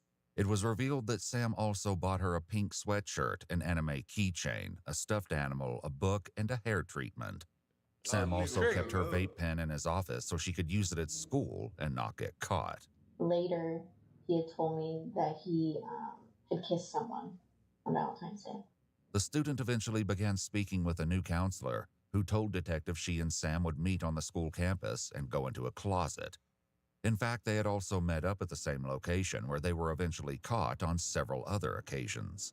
Did he refer to her as girlfriend? After this all? Yes. At points that they were girlfriend and boyfriend. They had done that. The student had a contact in her phone named My Love with a red heart emoji. When selected, it opened Snapchat and started calling Sam Caffey. If this wasn't concerning enough, in one note intended for Sam, she wrote, "I remember the way you would look at me and the way you grabbed my waist. I remember how you would hold my face and tell me how much you love me." As well, in a Snapchat message, she told Sam, "I'll always love and support you. I'll never abandon you. I will never leave you, Sam." Did he say he loved her? He told me that he had said that. Though he hadn't cooperated previously, Sam eventually handed over his phone password, telling investigators it was the phrase, "What are you doing, kiddo?" In Sam's Snapchat data, they found a video he sent to the student where he filmed himself driving and saying, "I love you, and yeah, I miss you. I think about you all the time." As horrifying as this was, it was only the tip of the iceberg. Rachel reveals another twisted element, that Sam's pattern of behavior had started much earlier. I did want to say that, like, I was a current student, Sam's first year. I think you already know that. While they didn't interact when Rachel was a student, she explains that she had been 19 when they matched on Tinder, and he was 26. She also shares that he'd already dated someone from her graduating class before meeting her. But I remember asking Sam if he had remembered me. And he said, obviously he did because he had, like, looked me up. But he said that he did, and that he had liked the way that I looked at him, even though I'd only looked at him twice. In her EWU exclusive interview, Rachel reflects on why Sam had dated her when she was 19. My best friend, I think she put it really well one day when we were talking about it, and she said that I was probably just the acceptable version of what he wanted. Did you ask him if there was ever anyone else? Other students? Like she look young. Yes. Though Sam had been caught acting inappropriately with one student already, she wasn't the first. Another student eventually came forward and shared that earlier that same year, when she was a freshman, Sam began calling her into his office to check on her. She said that by December or January, they were talking nonstop and had added each other on Discord and Instagram. This student reported that Sam would hug her, which she described as really awkward because it felt like a romantic hug since his arms were around her tightly and she could feel his hand on her lower back. He also bought her presents, such as earrings, a Nintendo DS, stickers, and snacks. He had said there was only one other student that he had said, "I love you" to. This first student said that Sam told her he loved her and asked, "Do you love me too?" She said she agreed, but didn't mean it in a romantical way. The student said it got progressively worse throughout the following weeks because Sam told her she was his dream girl and that he fantasized about her and saw a future with her. Oh, yes. A couple days after her 15th birthday, she walked into his office and Sam told her 3 more years and that he would wait for her because he saw something in her. She said it just got so gross to the point where I didn't feel safe in the school anymore. They're actually, what we do know is the two girls are very similar. Really? Yeah, like the situation and the gifts and the dating and I love you. And, you got it tight. Yeah, that she's been extremely messed up too. This student eventually left the school because she didn't feel safe or comfortable. Returning to the student that Sam had been caught with, there are a few final horrific details. Then there was the statement of, like, she told him she didn't want to, and he said it would be making love. Yeah. And so, 15-year-old. The student revealed that she had sent Sam photos of herself and that he had actually been to her house on at least one occasion, possibly more. In one incident, they watched a movie in her bed and Sam performed inappropriate acts on her. Sam was charged with the assault of a child in the 3rd degree, and distributing a controlled substance to a minor. On June 2nd, he was arrested. Go ahead and interlace your fingers and turn around, palms to the ground. Very much. It was eventually revealed that the reason Sam had gone to see the 15-year-old student that day was because she was going to stay with her dad, and he came to give her, quote, "one last kiss before you go." Hey, Sam, so I'm not going to ask you any questions, okay? I just wanted to say something real quick, if that's okay with you. So listen, I know people make mistakes, right? Okay? This is not equaling a conviction right now, it's just probable cause, okay? I know people make mistakes. That being said, it's not the end of life, right? Okay? So if you could please do me a big favor and do everyone a big favor and take care of yourself and not do anything kind of silly and rash, because that's going to put a lot of pain on other people, and we don't need that, okay? Sam later agreed to give a statement where he said that since being in jail, he has done a lot of introspective thinking. He stated he abused his position as a high school counselor and took advantage of his access to the students. However, he also said he wasn't a predator and never committed similar crimes with other students. Despite this, court records note that there is a chance there are possibly more victims. Sam Caffey pled guilty to the charge of assault of a child with an enhancement due to abuse of trust. His educator's certificate was permanently revoked. He was sentenced to 41 months in prison, must register as a offender and will be under a supervised probationary period of 19 months upon his release. Yeah, I don't think he was sentenced for long enough, and I think he's out already on parole, from what I've heard or seen. Sam Caffey no longer appears as currently incarcerated on the Department of Corrections website. We had to cut many details from this video for this platform. Watch our full videos as they were originally made, with no randomly muted words or details cut. We've also dropped brand new EWU videos available only on EWU Plus. Available now on iOS. Alright, that was either you body cam, y'all. That nigga freaky, bro. I ain't gonna lie. That should be cut up. Nigga can't counsel just to fuck with kids. Bro.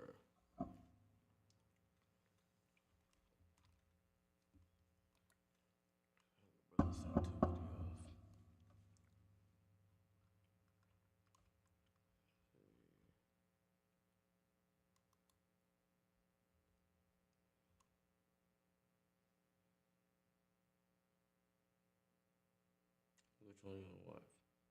This the one, The Price of Self-Respect, remember? About niggas acting like coons for the streaming and the money on the shit. Who is that? That's the one your brother sent. No, I'm talking about the YouTube. I don't know. He's somebody he said he found. What's up with it? CC Motion was good. I'm on that video with him. He said he valid.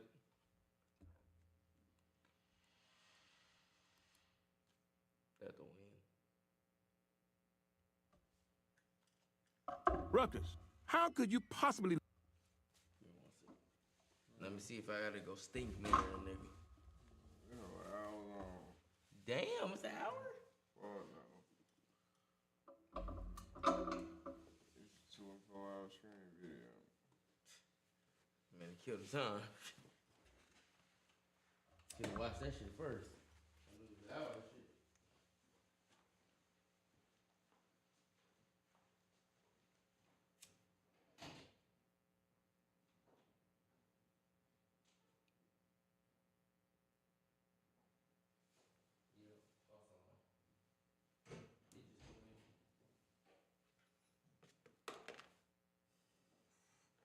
Said we got GTA San Andreas with wardrobe, hella drip every screen. And I appreciate it, cuz. Appreciate you. Nigga said we dress like CJ. Oh shit.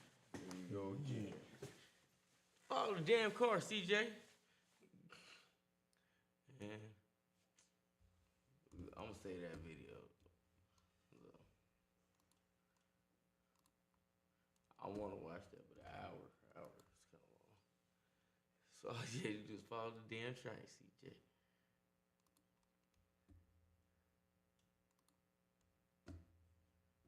This was 28 minutes. Let's lock in. You wanna do this one? This is the one with commentary is low key bad. Alright, fuck it. She valid too. Alright, we're gonna see what she talking about. Kevo said, what's her name? Doothie? That's a crazy ass name. Commentary is low key bad. Re-upload. Commentary YouTube is becoming slop. This video was taken down because I learned that large commentary creators had shared my video in their group chat and apparently got very upset about being criticized. As a small creator, this was obviously very intimidating. These people have a lot more money, connections, and followers than I do. I was asked to change my thumbnail. I was even asked by a featured commentary creator to unlist the video at only 3,000 views. I'm re-uploading this video that I spent 8 months on to implore you, the viewer, to watch this and form your own opinion. Was I too harsh, or are commentary YouTubers scared that people are waking up to slop content? My commentary recommendations recently have been feeling like such nothing content. Overconsumption is bad. Imagine it's lunchtime, and much like a medieval king seeking entertainment, you open up YouTube recommendations to find something to watch with your meal. But all your recommendations are about the same topic. The performative main character syndromification of macho men's male gaze. Weaponized media literacy, much anyone? Guys, it's the AI fruits. We're gonna laugh at them and talk about how bad they are. Take that, AI. It all feels like formulaic noise, like every video is identical and no one is saying anything anymore. The TikTokification of the bizarre deep dive-ification rabbit hole retrospective. That's a crazy ass. TikTok bad. AI bad. Influencer bad. It feels, dare I say, corporate, and that's why capitalism is not good. Anyway, today's sponsor is a scented water bottle subscription service. So join me as I break down the slow, painful decline of commentary YouTube and deep dive this era I call "There's nothing left to say, please shut up, oh god shut up, it hurts." Hello, my name is Doothie, I do commentary, I tough drugs, and much like the Avatar, I disappear when I'm needed most. Watching commentary nowadays without doing some secondary action in the background, like laundry or eating, feels like when you remove the laugh track from a sitcom, really sitting down and listening to what the creator is saying, you realize they aren't really saying anything. And as both a creator and viewer, I feel this heavier than anyone. When trying to come up with video ideas, I realize everything has kind of already been said. Ozempic is bad, plastic surgery is bad, AI is bad. Any video idea just felt like I was contributing to this collective whining on commentary YouTube. I'm sure we've all come across some video that promises to be some grand intellectual piece about the ification of an industrial complex perhaps, but it ends up just being more reaction meme surface skimming lighthearted commentary instead of actual substance. I want to highlight a video that I think is a good example of this, and it's a classic overconsumption bad video essay. It's called the viral Kendall Jenner tank top. The Kendall Jenner viral tank top. It's just a white Hanes tank top. This white tank top, that's the trend of the summer, according to TikTok. And you needed Kylie Jenner to put you onto Hanes tank tops. You needed a celebrity influencer to put you onto the concept of a tank top. I noticed that the creator wasn't really saying anything of substance, but just playing TikToks and repeating the same 4 talking points over and over again. And the reason I chose this video is not to drag this creator specifically, but it's because he said something really interesting twice throughout the video. Breaking the fourth wall, he says, and since I still have to burn at least 5 more minutes in this video, let's go deeper. Okay, let's trace the origins of this contagion for no other reason than I need to stretch this video out for watch time. But instead of going deeper, he just shows random TikToks about white tank tops. Now this creator is what I like to call the surface skimmer. Rather than actually going deeper or down a rabbit hole, they skim along the surface of the issue, almost like a glorified TikTok reaction channel with buzzwords and a condenser microphone. And this doesn't just happen with lighthearted content like tank top overconsumption, but I've seen it happen with even deeper, more political content, like people discussing the Sydney Sweeney eugenics jeans campaign with that commentary-esque lighthearted Vine boom tone. Seeing this inability to cover topics, whether it be Kendall Jenner's tank top or political dog whistles, with the depth and nuance they warrant, is not only a hallmark of surface skimming commentary content, but indicative of the lost art of rhetoric. Rhetoric is a skill taught to us in English classes, defined as the art of effective or persuasive speaking through the use of compositional techniques, figures of speech, and the rules of rhetoric. Not to be confused with the rules of Roderick. In other words, rhetoric is our ability to take these silly TikToks of Kendall Jenner, our complex thoughts and emotions on the subject, societal trends, and synthesize all of that into a comprehensive, persuasive piece that says something of substance.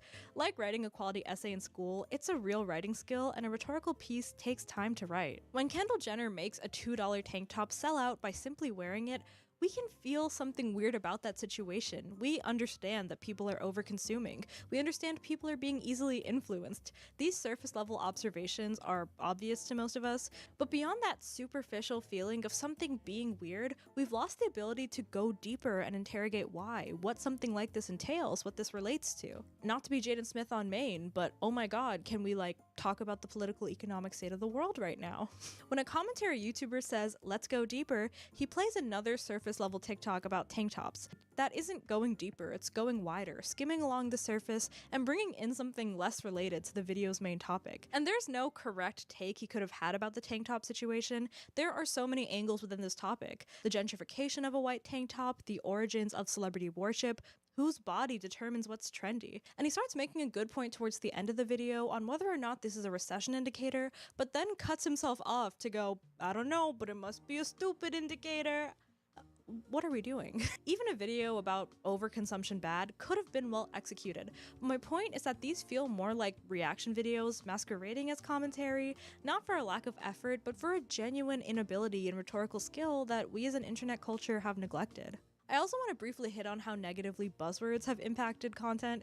Creators think using buzzwords is sufficient to making commentary, and so we'll get 30-minute long videos playing TikToks that demonstrate clear overconsumption, someone buying a million water bottles or hoarding skincare, only for the commentator to repeat overconsumption, capitalism, consumerism, performative, over and over again while reacting to TikToks, all to pad the video's length.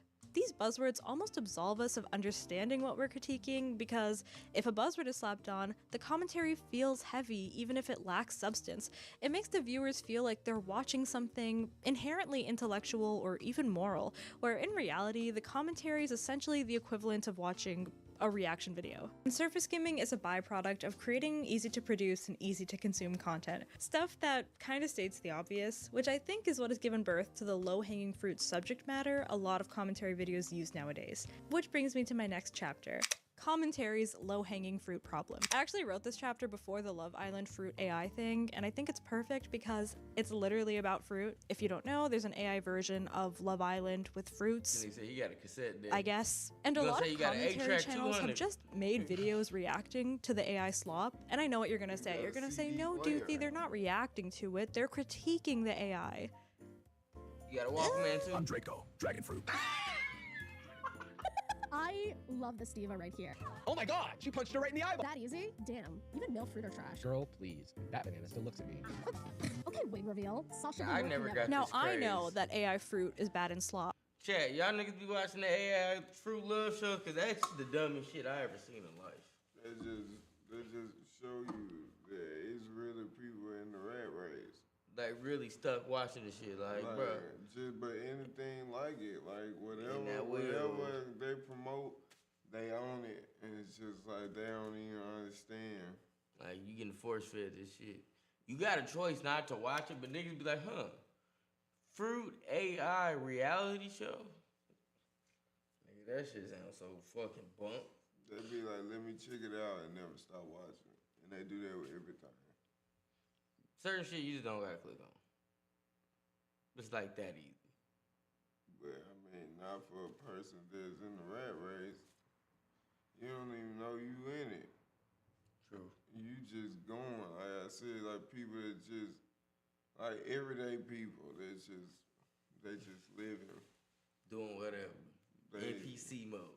Yeah, like, you know. I don't know how to explain it. I don't live like that, but those type of people. Just regular people. Doing anything. And you know that AI fruit is bad in slop. And Jarvis Johnson knows that AI fruit is bad in slop. And I think the creator of Love Island Fruit AI knows that AI fruit is bad in slop. Peter Piper picked a peck of pickled peppers. Did we need a 20-minute video of a grown man reacting to this obviously terrible content, normalizing it, and offering it free promotion? But something that really stood out to me about this video was his word choice, and something recurring I see in the comments a lot. And it was, if you unironically enjoy this, I'm concerned for you. Did you notice the word choice there? Unironically, implying that if you ironically consume fruit AI content, it's okay and funny. Another creator says, oh, I don't support this, I'm just watching it so you don't have to. Basically, I'm watching it so you don't have to. You're welcome. If you catch me enjoying this unironically, fruit. But none of us have to watch it, it's gonna be okay. A common theme on my channel is when is it no longer satire, but reacting to fruit AI for 20 minutes, explaining to the audience who Grapehead and Cherryana are, laughing at a banana with two heads, that is slop content. We're all still watching the content. Just because we're watching and laughing at the AI in a snarky hipster way, and pepper in 3 jokes about how it's 500 degrees outside, it doesn't make us any better than the people laughing at the content on TikTok. It's kind of like if a store is being boycotted, so then you go to the store and buy a bunch of items to review them, and then say you hate them, but you still supported the store, and you ate the entire sandwich. I'm gonna hold your hand when I say this, but if you consumed Love Island Fruit AI through a commentary YouTuber, congratulations, you watched Love Island Fruit AI. And of course there are valid commentary videos on it that don't spend time reacting to AI and being shocked that AI looks like shit and laughing about it. Maybe commentary on mimetic warfare and using humor to normalize industry-destroying technology. But pretty much every commentary video on this is the epitome of low-hanging fruit. Did this need to be a video? And again, these are commentary creators that I watch, and I know they use their platforms for a lot of good causes. I can tell you with confidence that they're anti-AI art, but this React content doesn't sincerely convey that, which is my problem. And we see cracks in this quirky commentary, everything's a joke persona on Jarvis Johnson's podcast, where while he's still reacting to AI fruit, he has this self-aware moment admitting that he might be a cog in the machine of this algorithm-maxed content. What the algorithms have wanted for so long. Exactly. Like, that is what I'm doing when I'm publishing a video. I am a cog in the machine of continued consumption. And this problem is not just with Fruit AI Island. This phenomena happens a lot in commentary, criticizing something that is obviously bad and silly. Of course, a TikTok vertical drama is cringe and bad. Of course, AI slop videos are bad. You don't need to react to them. Of course, a book talk book named Daddy's Toy is bad. So many of these videos create commentary on something so obvious that it ends up being a long video saying, "Isn't this obviously terrible thing terrible?" For me, it's gotten to the point where if I see a Rotten Tomatoes low rating in the thumbnail, I'm not clicking on the video because I know half of the video will be the commentary creator just summarizing a poorly done movie and pointing out very obvious low budget mistakes. And I think this low-hanging fruit content succeeds for a couple of reasons. One, it requires very little thought to criticize something that is so obviously bad. You can very easily find a list of things wrong with a god-awful movie. And number three, low-hanging fruit doesn't take any bravery or nuance to criticize. It will very likely be something that's unsurprising or popular to hate on. Like making a video criticizing, I don't know, JoJo Siwa. You know how nervous I am making this video criticizing a very important genre, which is why this video is taking so long, because I want to put a lot of effort in choosing my words carefully and critiquing something worth being criticized. I also want to quickly touch on bad faith commentary, which is something I think goes hand in hand with this low-hanging fruit problem, and it's something that commentary has been doing ever since its inception. A bad faith argument is defined as someone purposefully missing the point in order to make someone or something look bad, or reacting to children's content and being like, this children's content is kind of childish, guys. Like and subscribe. This style of commentary is what I call not for you or bad faith commentary, where the commentator will react to something clearly not made for them.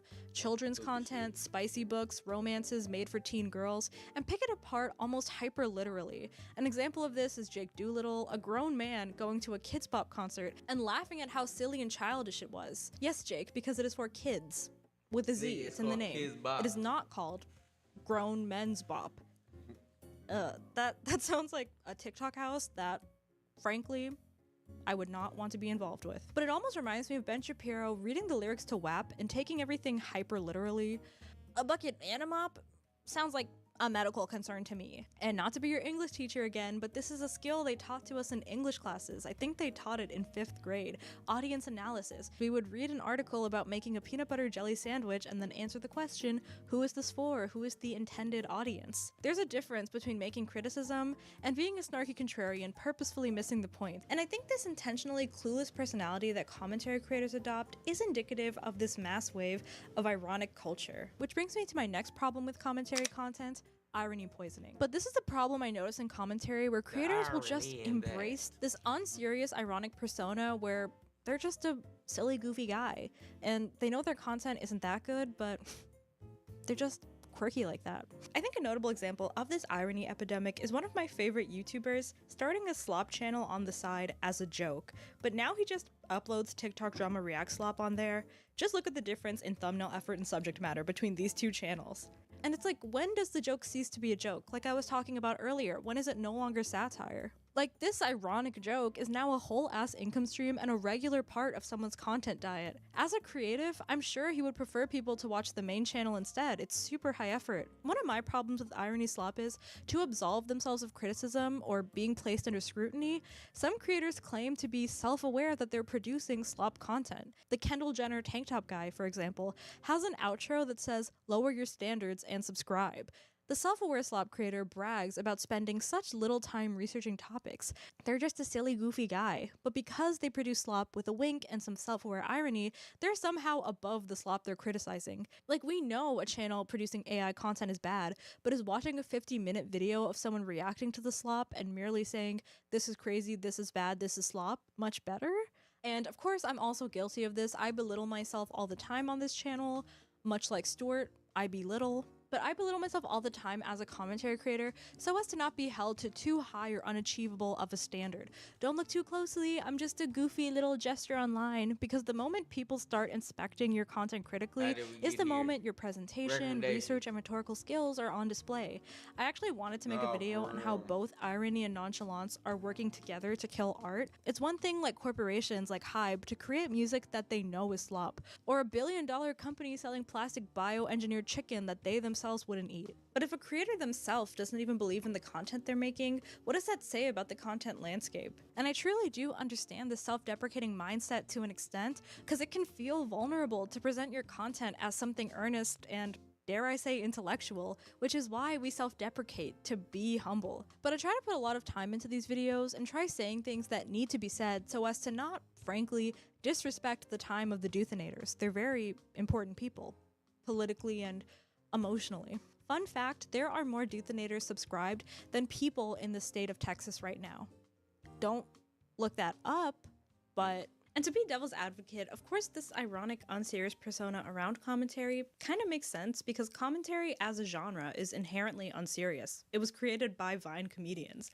Obviously not everything needs to be a think piece. Here are some pretty unserious commentary videos I enjoyed, but I think a disconnect happens when the lines start to blur from comedic reaction video to a social commentary video essay. Commentary naturally forces you to talk about serious things with this superficial, lighthearted tone.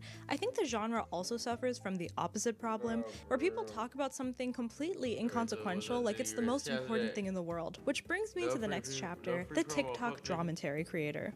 And this is a trend I've noticed, but whenever something mildly interesting happens on TikTok, there will be more identical video essays scrambling to cover it than physically possible to watch. Just speedrunning a couple examples of this. Walmart made a heart-shaped cake and TikTok bakers got upset, so now there are nearly 3 hours of video essays breaking down Cakegate. There are hours of commentary videos on this influencer who used fake mascara and got divorced, ?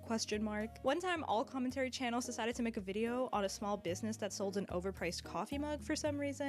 A girl on TikTok fell in love with her psychiatrist. Admittedly, the most interesting of all of these scenarios, but it was feeding commentary content for a while. And a weird Willy Wonka AI immersive experience that everyone felt the need to react to. It's a whole economy of commentary content that's just TikTok drama.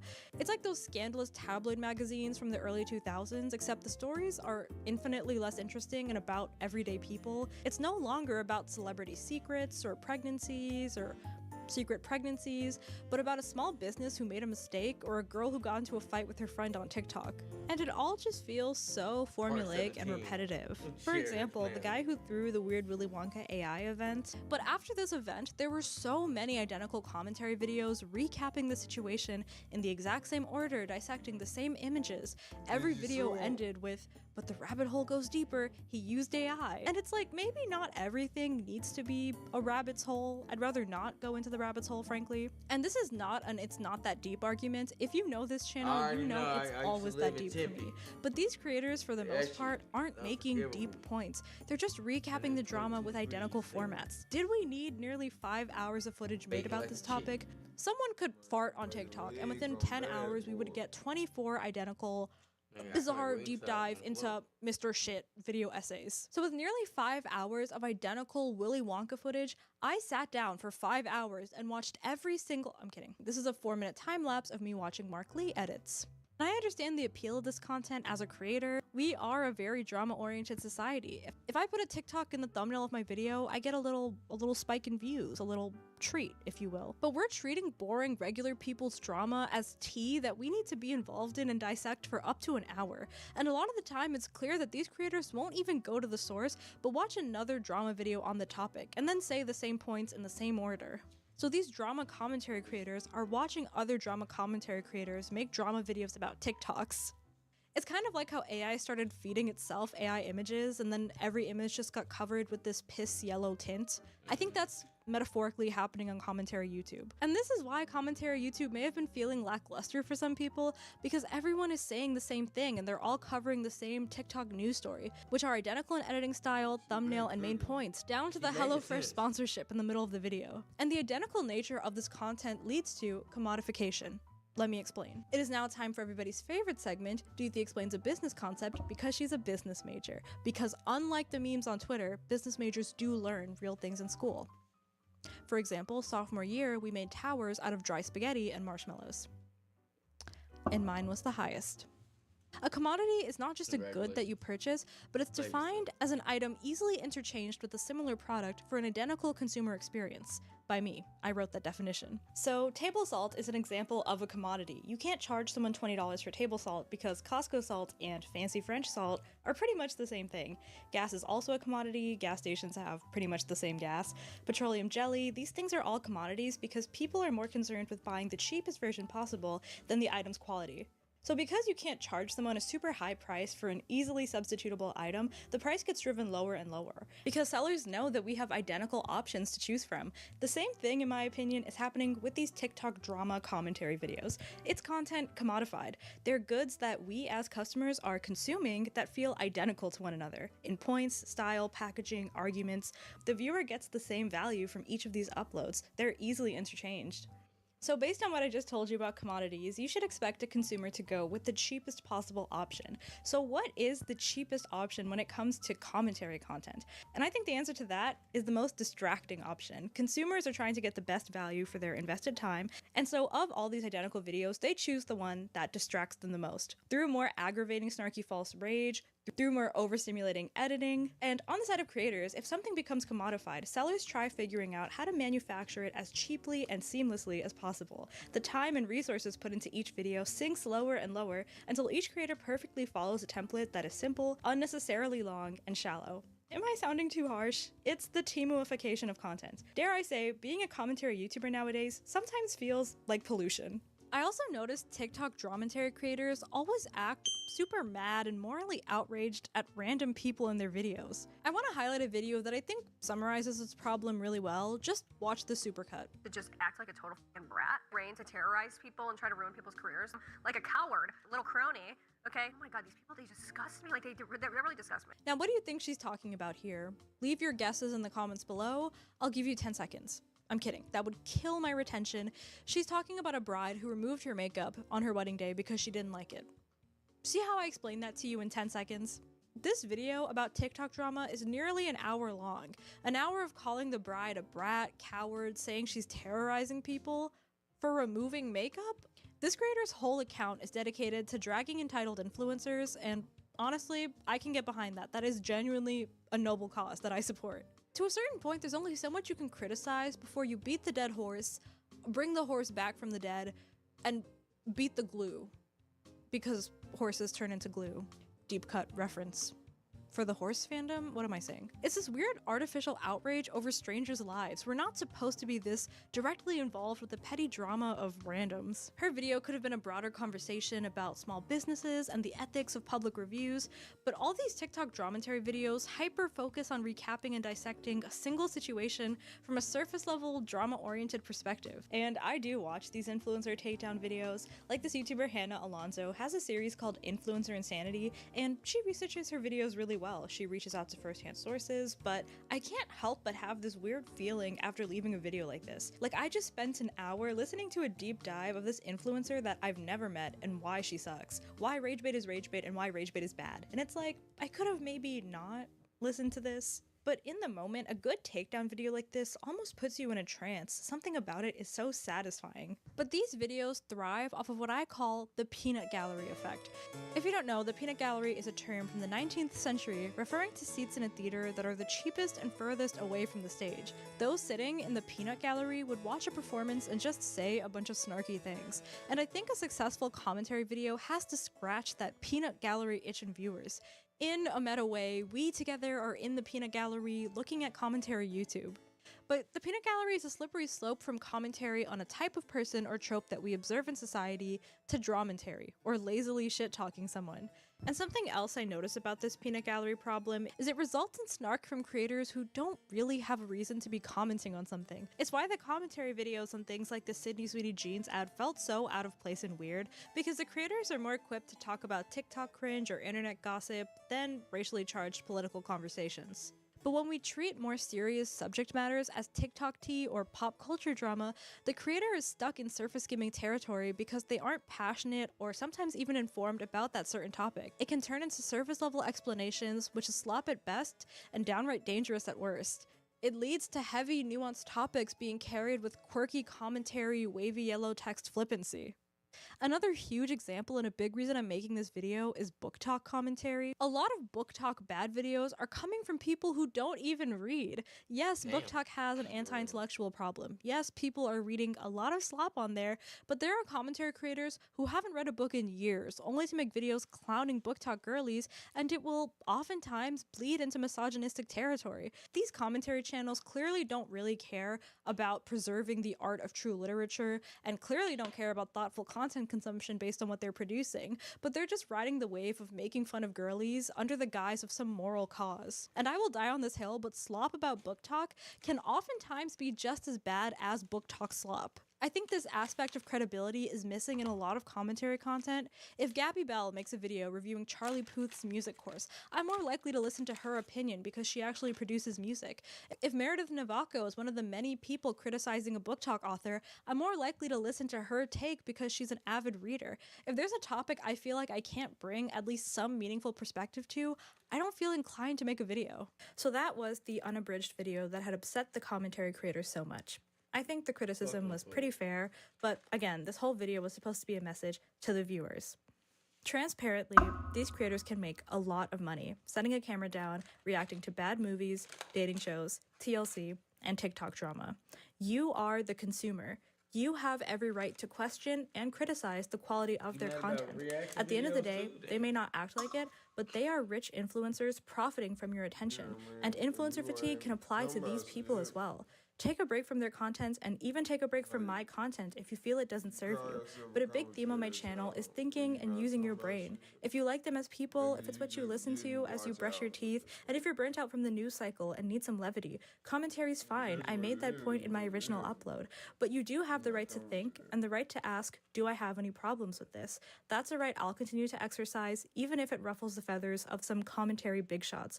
Because the reality is, their ad revenue, HelloFresh checks, and reaction income is at stake the more thoughtful you are with your content consumption. And to any commentary creators watching this upset about my original video, wondering what my intentions are with this upload, I'm not trying to destroy or replace you or network with your enemies. I don't know where this idea that criticism is hate was born. Criticism doesn't need some weird ulterior motive. My intentions with this channel have always been to create an audience of critically thinking people. I've been fighting irony, nonchalance, cringe, and above all else, brain off culture since my channel was born. If you don't like something, just keep it to yourself, just let people enjoy things, is probably the response I'll get from this, because as a commentary creator, you're incentivized to have people not question the content you're feeding them. It would be easier if the critics just kept things to themselves, but I'll continue to be the person who criticizes my favorite books, my favorite artists, and the genre that I'm a part of, because on this channel, it's always that deep.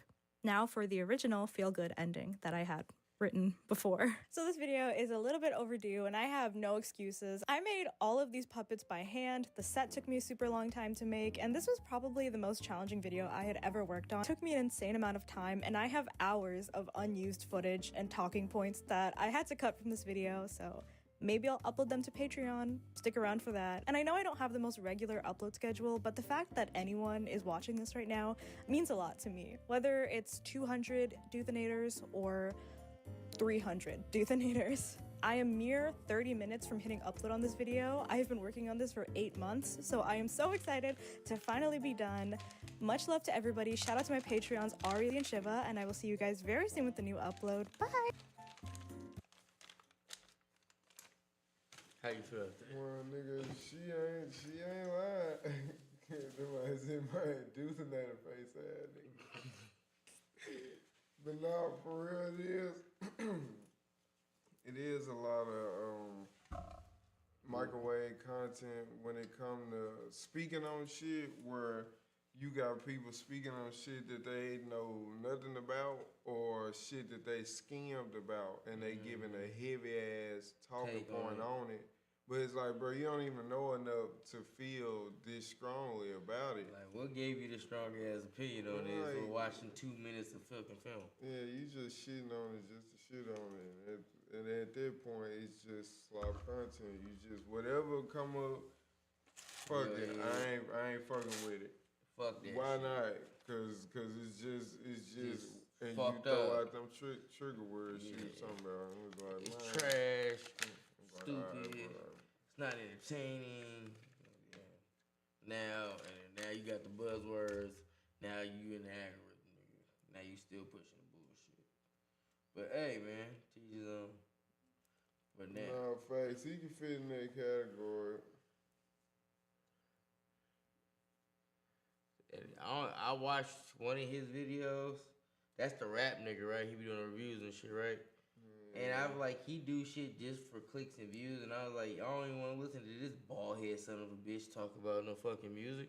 Like, nigga, what do you know about music that you're critiquing for real? Like, yeah, I mean, he critique music. It's just the point of like nigga saying, it's just like you can't go so. It's like, bro, it's one thing to state your opinion, but to start personally attacking a motherfucker who they is personally and all type of shit. It's just like getting away from the music, even with saying something don't sound good to you. It's like it's a way to say it without sounding like you got something against this nigga. It's like, damn, my nigga, I get it. You didn't like it. Like, why we dragging it like that? 45 minutes. For the content, or you give me watch like hours, nigga. A 0 or some shit, or 1. It's like, all right.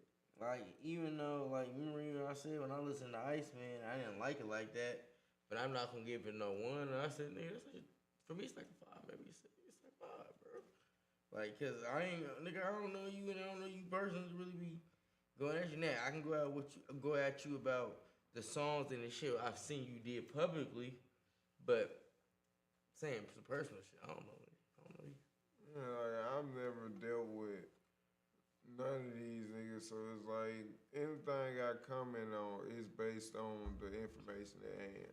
Anything Whatever's else, public. I don't know this nigga. Unless like you fucking with kids and shit, then yeah, you a bitch ass nigga. But all that other shit, nigga, I don't know a nigga to be commenting like that. But it is a lot of people that react and comment on shit. They be talking about shit like they ain't gonna never see a motherfucker or something. Like, you talking about this like this ain't a real person. Yeah, he a bitch anyway. Like, damn, bro. Like, you don't even know me. Like, what if that nigga come see you about that? Here you go. You gotta deal with that. You said it. You said it, not me.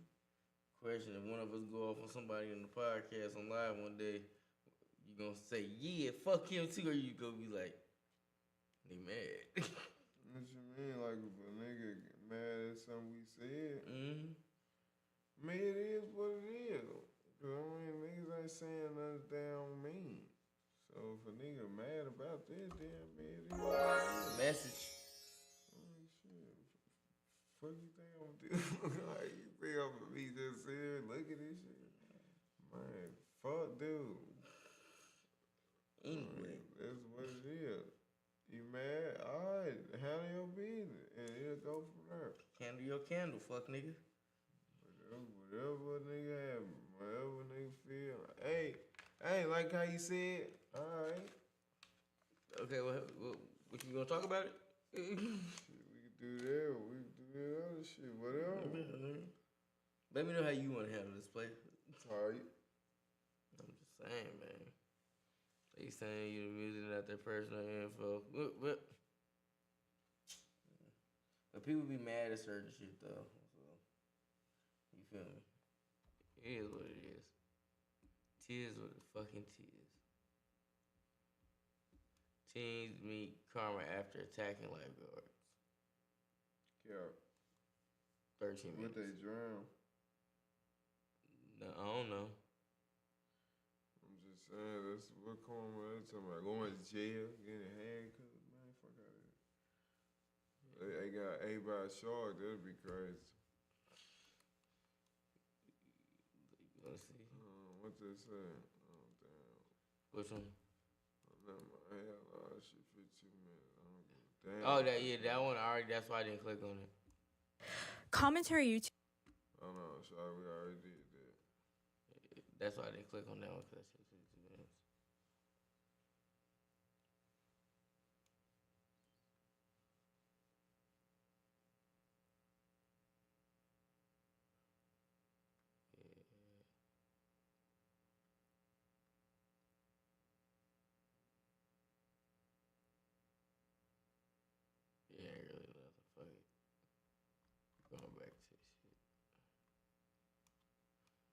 I was on YouTube. I can go to Midwest section. Go to the page.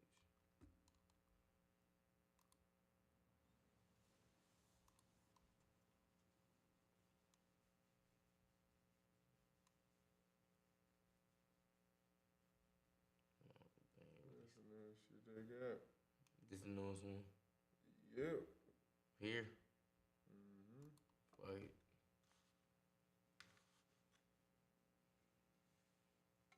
An officer is called to a beach in Ohio after some teens reportedly exposed themselves to the lifeguards. The officer finds the suspects arguing with the lifeguards and throwing a shoe at one of them. Hi, why'd you throw it at him? Because she's provoking us.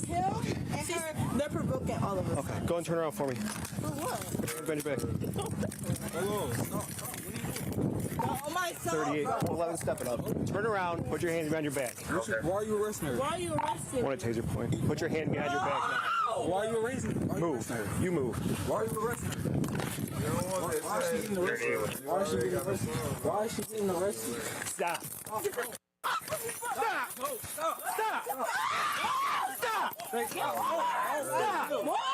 Stop! 38 semi-units now. No, I have asthma, bro. Can you get the off of me? Do I have Stop asthma? resisting, I okay? have asthma. Can you? Stop.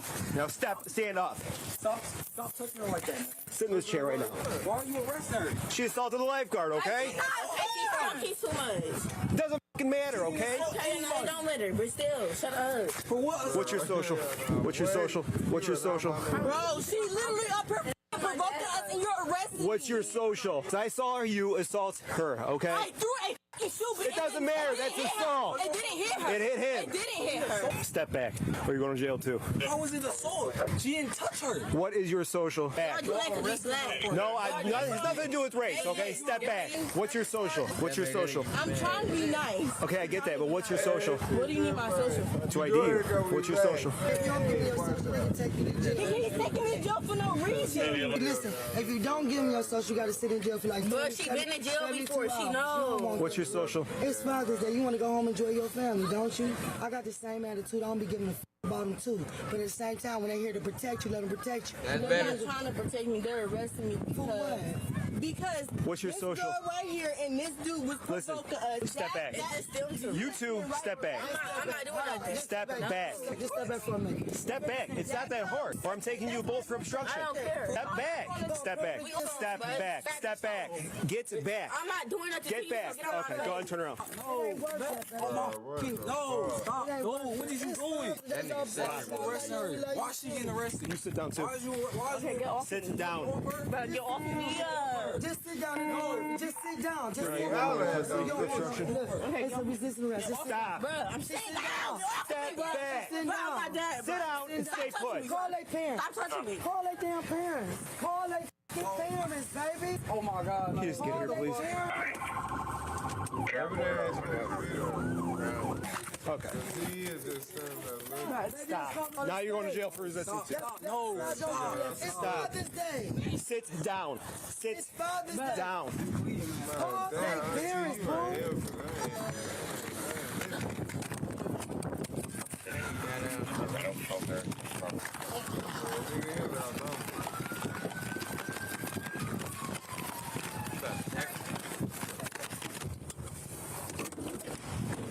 Show me around the 30-inch ball.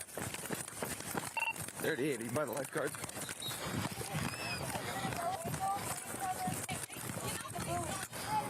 What's up? Step back. Back up.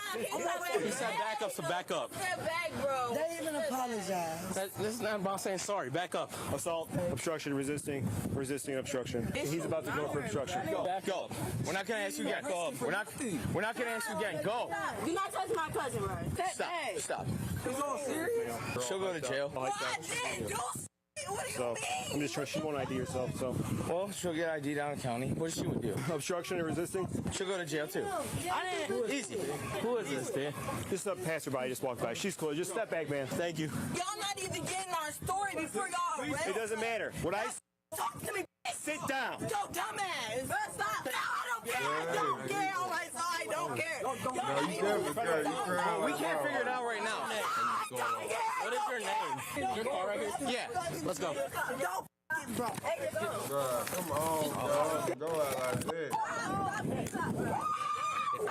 Red, though. You get back. Get your ass. Oh, my Get back, soul. my man. Bro. Are you kicking me? You talking to me? Spit in my face? You got body cam for a second. Sit in the chair. Carlos, you're not following my blue bag. Sit in the chair. Bro, the cops is hurting me. Are you gonna stop spitting in my face? Yes, bro. Back up. Get the back. Back up. Get the back. Back up. If he interferes one more time, he's going to cuffs too. Hey, big dog. I didn't touch nobody. Go back on the beach. You're hurting me, dude. You kicked me and spit in my face. I did not spit. You did. You kicked me and spit in my face. You spit right in my face. Y'all not listening to our side of the story, though. Y'all straight arresting us. Like, that's not how police shit go, bro.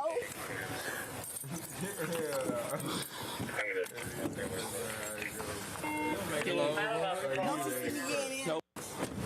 What's your social? I don't know my social. What's your name? I don't know. Okay, so you're failing to identify yourself? Okay. Just stay put. Do not get off that chair, okay? What's up, man? All right, I'll get you a story in a minute when I get more units here, okay? Go back on the beach. You're not staying here and mess with people. I'm not messing with nobody. Okay. I'm supposed to watch. I'm supposed to take care of them. What you know? All right, then go sit down. Do not go near that car. Do you understand me? Hey, do you understand me? I'm responsible for both. Okay. Do not go by that car. Do not go by that car. If this guy comes even near that car, go in handcuffs. Spit in my face. Let me your hand. I did not do that to you. When you were resisting, yes, you did. No, I didn't even resist. Let's go. Come on. What is your name? Did you give it to him? How old are you? Can you stop grabbing me like No. that? How old are you? Can you tell me how old you are, please? No. Or no, you're gonna have to tell me who you are. Sorry about that, guys. I'm gonna step in the shade. Is that cool? Tell me exactly what happened. So when I rolled up, I saw her throw the shoe at you. So I'm the supervisor on this beach, in charge of all the lifeguards, and I was down at Euclid Beach telling swimmers to get out of the water. And when I came back, Victoria told me that that group of 3 people, they were right in front of that second chair right there, and she came over and she... The guy, I was just sitting there, he had kept kind of walking near me, and then he was facing towards me, opened his pants, and took a picture of his penis. Yeah. Hey, I'm gonna put her in there. You take a seat, please. What's your name? What is your name? I'm not telling y'all because y'all just did that for no reason. Okay, then you're gonna go to jail. I don't care, bro. Take me. And I'm How gonna old sue are you? y'all. I'm gonna sue them. You can't. I can because they touched us first. That's what y'all don't get. That's not how Y'all that- doing that because they white. That's You're not how. black. What? You're black and you're taking up for them. Okay, what is your name? I'm not telling you. You have to give us your name. I'm not telling you. Okay, that's fine.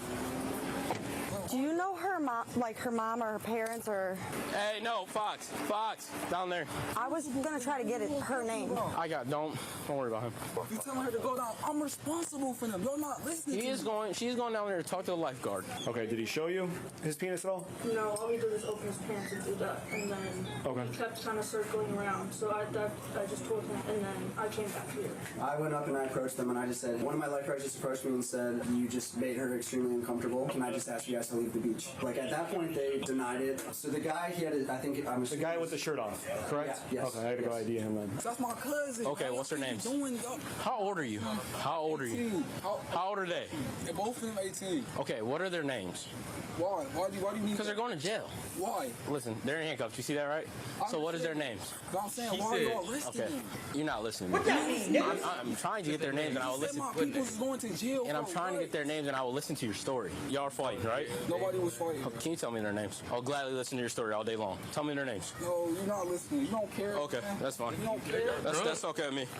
His girlfriend was speaking over him. She was saying like he wouldn't do that. Like I'm his girlfriend. He's also too young. And so I just assumed it was like a misunderstanding. I said, if you guys can I just ask that you don't approach my lifeguards again, and that'll be fine. I'm gonna keep an eye out, and you guys don't approach them. And then at that point they said no, like they wanted an issue, and they were asking to see her. And at that point she was in the shack because they just wanted to confront her. And so I said, no, please don't. And I came back and they followed me and I said, if you guys like escalate this whatsoever, I'm gonna be forced to call the non-emergency number. And then from there, I called my supervisor and I said, there's 3 people sitting outside the shack. They're refusing to leave and they're making my lifeguard feel uncomfortable. And she said, call non-emergency if they don't leave. So I went out and I gave them another warning. I said, guys, like, just go back to your stuff or I'm gonna be forced to call non-emergency. And from that point, I called you guys. When you showed up, that was the first time they ever tried to escalate anything. Okay.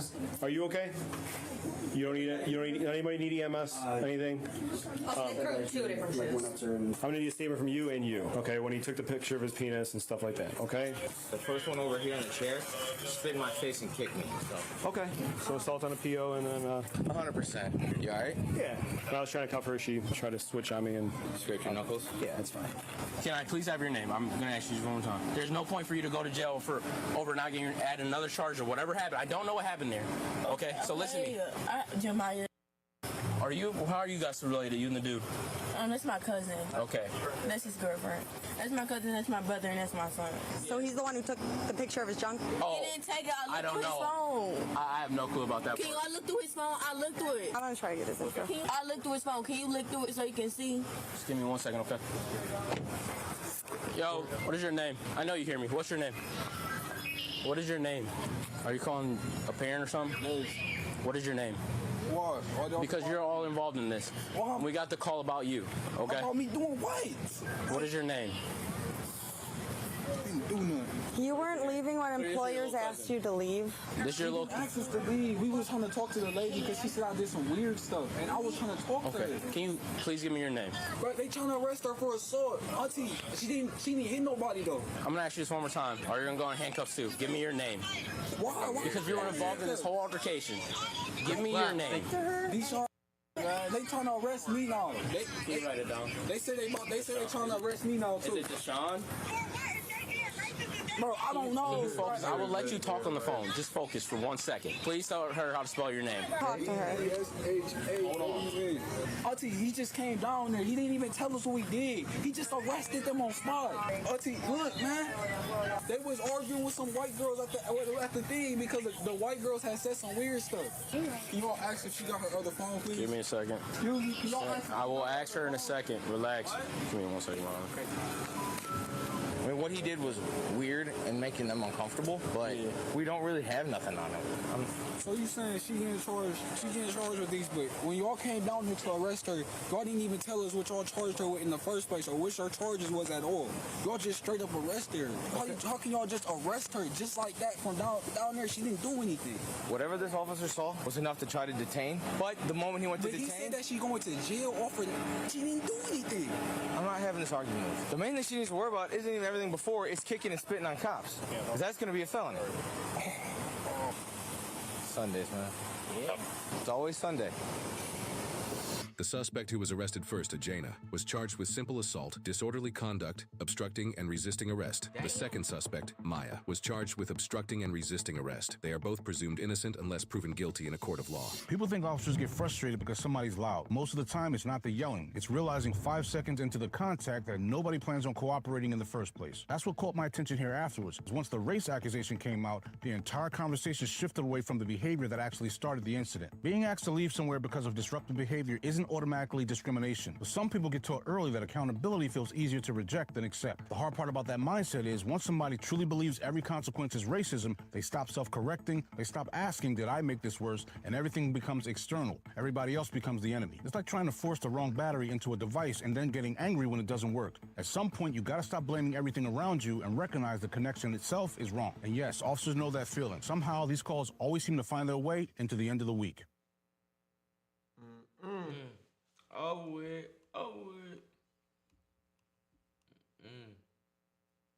Watch any of these or not?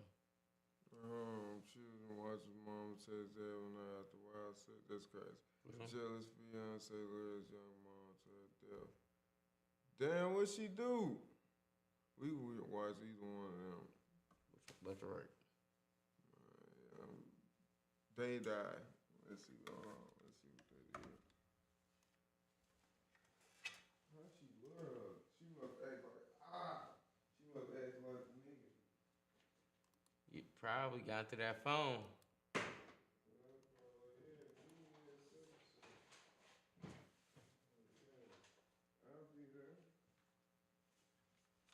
Yeah, what time? 8 o'clock? Shot.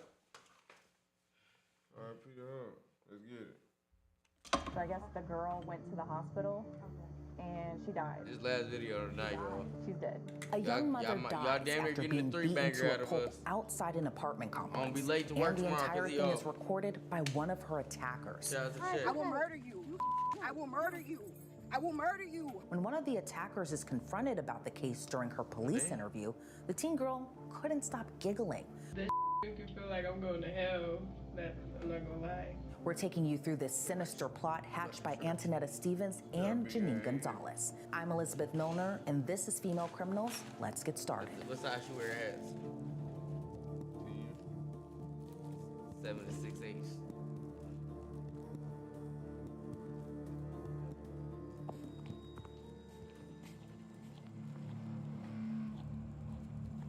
It's August 11, 2022. We're in Gwinnett County, Georgia, just outside of Atlanta. 30-year-old Ashley Bocanegra is a young mother. Her son is just 7 years old. Ashley was a manager at a floor and decor store, and it was there one of her employees caught her eye. His name is Daniel Gonzalez, and he and Ashley are having a fling of sorts at work. But there's one problem, a problem bigger than fooling around with a colleague. Daniel is in a relationship with another woman, 27-year-old Antonetta Stevens. They even have children together. And around this time, Daniel's younger sister, 17-year-old Janine Gonzalez, is in town visiting from Buffalo, New York, their hometown. When Antonetta learns that her man is stepping out on her with his own boss, no less, she begins seething with rage and anger. So together, Antonetta and Janine concoct a plan to make Ashley regret ever meeting Daniel.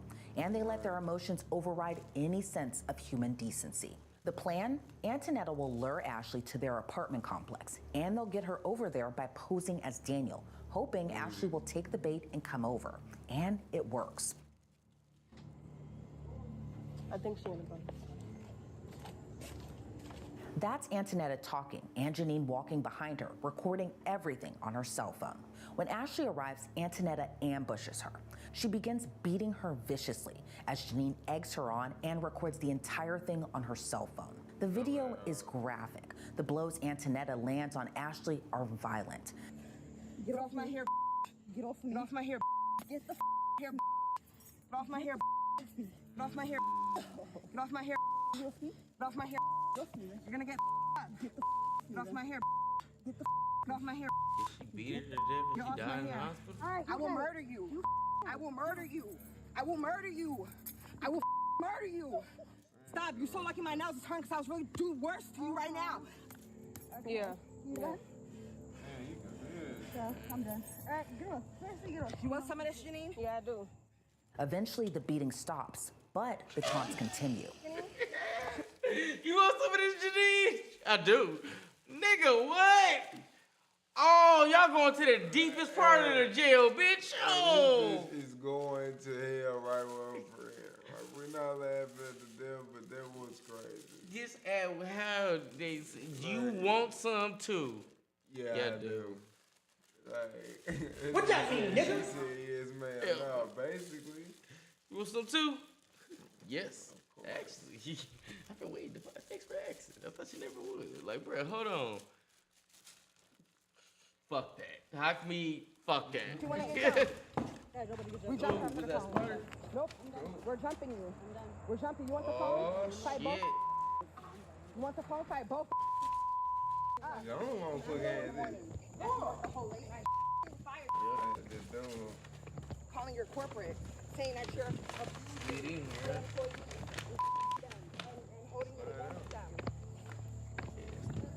Yeah.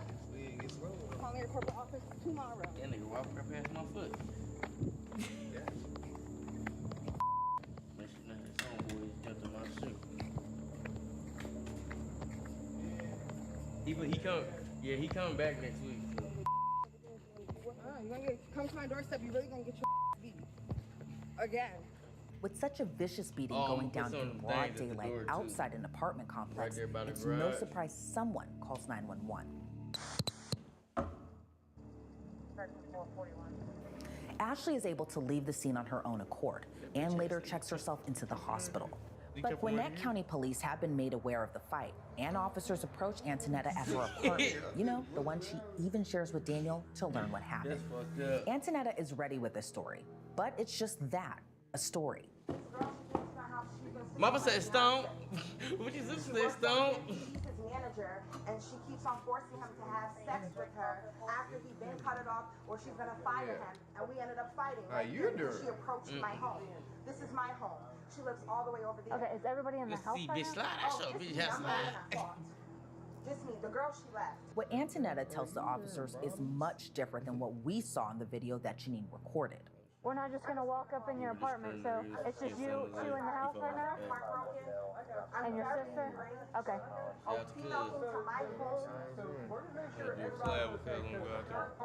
Is your sister involved? My sister? Yeah, is she? No, that's my sister-in-law. Is she involved? She was there.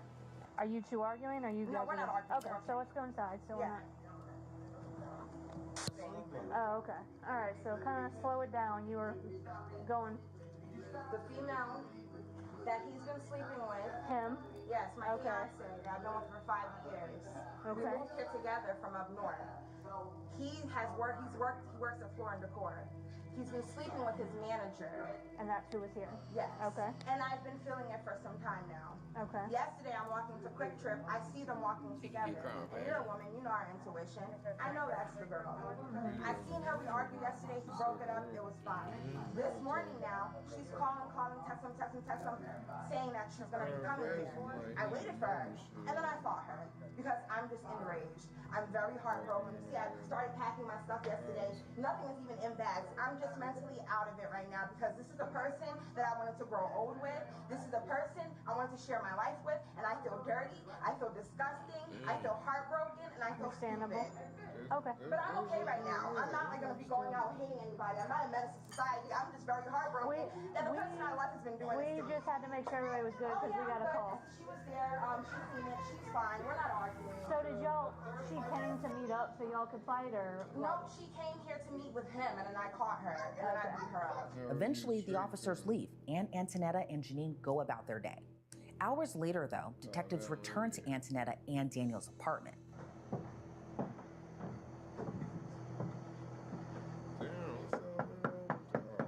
I know, that was the girls that were walking. They went to Quick Trip. They have terrible news to share about Ashley.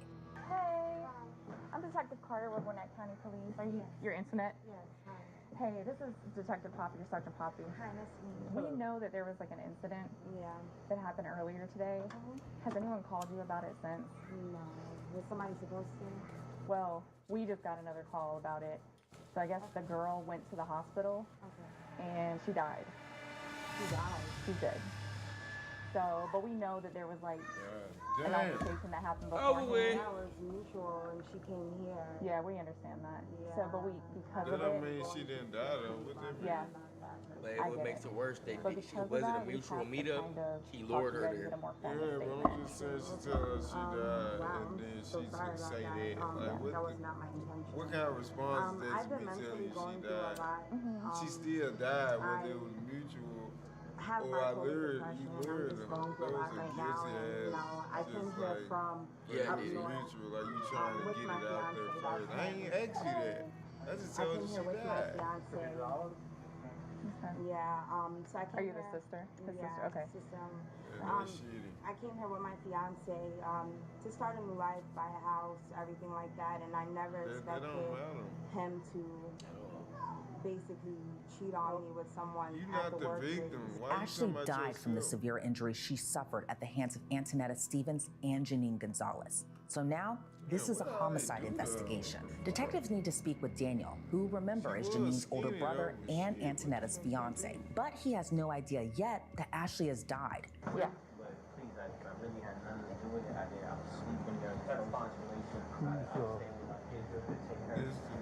that, so we're not married. She's your girlfriend. And then the other girl is your sister. Listen, we'll come back here and talk to you. I understand you got kids, so we'll just leave you here for now with your kids. We're going to take her up and talk to her, and your sister's going to go. So just 2 cars, so 1 more car, that's it. And then we'll go from there, okay? How long do you live here? About a year. About a year? Yeah. You know Ashley? Yes, sir. How do you know Ashley? I have an emotional relationship with her. Okay. So, they had the altercation earlier this afternoon? Yes, sir. Okay, which you don't know anything about? No, I was informed that while I was sleeping, she went in my phone, took my phone, and yes, she deleted the messages. I'm not even gonna lie. She gave me back my phone. It was like, seemed like it was untouched. Yeah. She texted the woman and said, hey, she basically acted like she was me. I know, I swear she probably still has the messages, Ashley. So, she texted me and she was like, she acted like she was me. And she said, hey, my wife kicked me. She's not my wife, but she said that. I guess that's what she said when it came out in love. So she kicked me out. Can you come meet me? She used basically her emotional, the way she feels towards me to get her over here. Daniel hands his phone over to the detective, who finds evidence of the text messages that Antonetta sent to Ashley earlier that day. Where you at? I need to see you. I'm in the bed. I want you here so bad. Meet me, please. I'm going through it. I got kicked out. Are you serious? See, that's what I didn't do. Yeah, let me put... That's what I didn't do. Let me put some on real quick. All right, I'm outside. Okay, about to come now. How long? Right now, grabbing my keys. I'm downstairs. Where you at? Like that. I don't. Hold on, get there. Hold I'll be on. there. This Okay. how. Dang. Meet me in the back. I don't want no problems. Okay. Damn, this too much. Around back, like that way. Like I have a whole car. I see her with my vehicle. She talking about around back that way? If she would say round back, would it be that way? It has to be that. This sucks, man. I know. Is she hurt? Let me see. Like real bad? So honestly, I'm not gonna make a show. I'm not gonna go and yell and I'm not gonna go call her. I just want to know. Well, yeah, we got a call from the hospital a little while ago, and she actually passed away from. Bro, stop playing with me, No, please. seriously. Please stop playing with me. Please stop playing with me. Sit down. This is real good. Breathe. As Daniel breaks down over the news of Ashley's death, his younger sister is at the police station, walking into an interview room. Janine seemingly has no clue she's now a suspect in a murder investigation.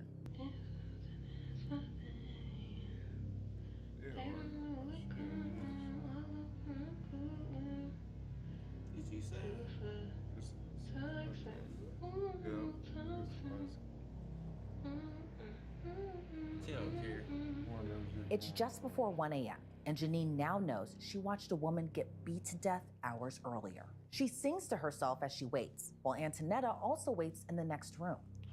Yes, I wanted to know how long would it be for the detectives? Oh, they're here right now. They're about to talk to you. Just 1 second. Okay. The detectives keep her waiting. She sits for a while, impatiently. I'm so sorry about you, but do you know when they're coming in?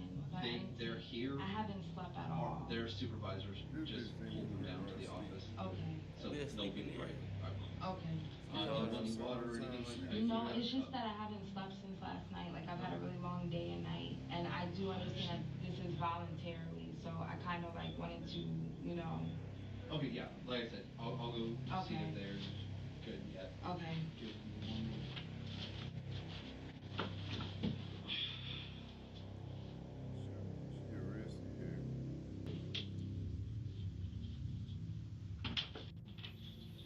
Hey. Hello. We're gonna be in just a minute, okay? Okay, yeah. It's just that I haven't slept all night. I understand. It's, you know, we have to get this done now. I do understand. We got, you know, some procedural stuff that we gotta take care of. So, just give us a few minutes, okay? A few minutes. Can't really make it sound refreshing. Sorry it took us so long. Then Detectives Carter and Araya are finally ready to hear what she has to say. Understand the situation I've explained to you? Mm-hmm. Yes? Yeah, I Okay, do. sorry. Yeah. Have these rights in mind you wish to talk to us now? Well, I do want to speak with a lawyer just because of how sensitive the situation is. I will say that, you know, I don't go out looking to harm anybody. That's not my intention. I do feel, you know, very remorseful about anything that has happened with that young lady. I'll also say that, you know, it wasn't my intention to even get into an altercation with her today. Right. She came over to my place of residence looking for my fiance. We argued. I was hit. We fought. Once they got his phone, it's gonna I show feel that. really bad, but And he you gonna know, be like, I ain't seen that. I don't know. I'm just, you know, it's just too much. The questioning stops. Ashley is dead, and Antonetta Stevens, while asking for a lawyer in one breath, tells bald-faced lies in another. So now the detectives zero in on Janine. Hey! At least it's not blazing hot in here, right? That was you. You look comfy. Can you stay right here for him? He's dirty. There you Where's go. the dirty at? Hey, where is it about? You trying to rob this bank in I Gwinnett? swear it was just, girl, you saying it. But that's all. I know I met you at your apartment. Yeah, I'm Detective Carter. This is Detective Orion. He's still trying to like get filled in on everything. They make some small talk with Janine for a while, and then they get down to exactly what happened Boom, earlier boom, that boom, day. boom. Yeah, so just go through basically since I wasn't there and I'm playing catch up basically. So what happened? So like, let me start to where Lee did. Oh, okay. So bitch, you way like, too happy. since I've been down here, they haven't been on good terms. So like, you know, they're arguing or whatever. So my brother, him being a man, cheats. Like always, you know, he's spending less than he thinks he's okay to cheat. So, you know, This the nigga. he tells me. So he tells me who's he cheating with and stuff. Now, me and my stepsister, I mean, not my stepsister, my sister-in-law, we're married close, like, so close. Like, girl, you know he be cheating. Like, she's more of a sister to me than my brother's a brother to me, you know? Yeah. So, like, we're very close. So, once he told me, I was just like, ooh, what the feller. It's girl code, yes, right? So, especially when, right after he told me what he was doing, he wanted to do it with her. So I was just like, I'm about to tell her. So she won't do it with him. So I let a few days go by because I wasn't sure. I didn't want to stir up the pot because I already know they had problems. So I'm like, maybe it'll come to light before I had to say anything. Obviously it did, but I still told her. So 2 days prior before this day, we were just chilling, she was working, and Daniel did something to her to make her upset. So we were talking or whatever.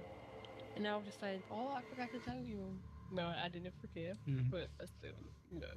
So I was like, told her what happened. He explained, cheated or whatever.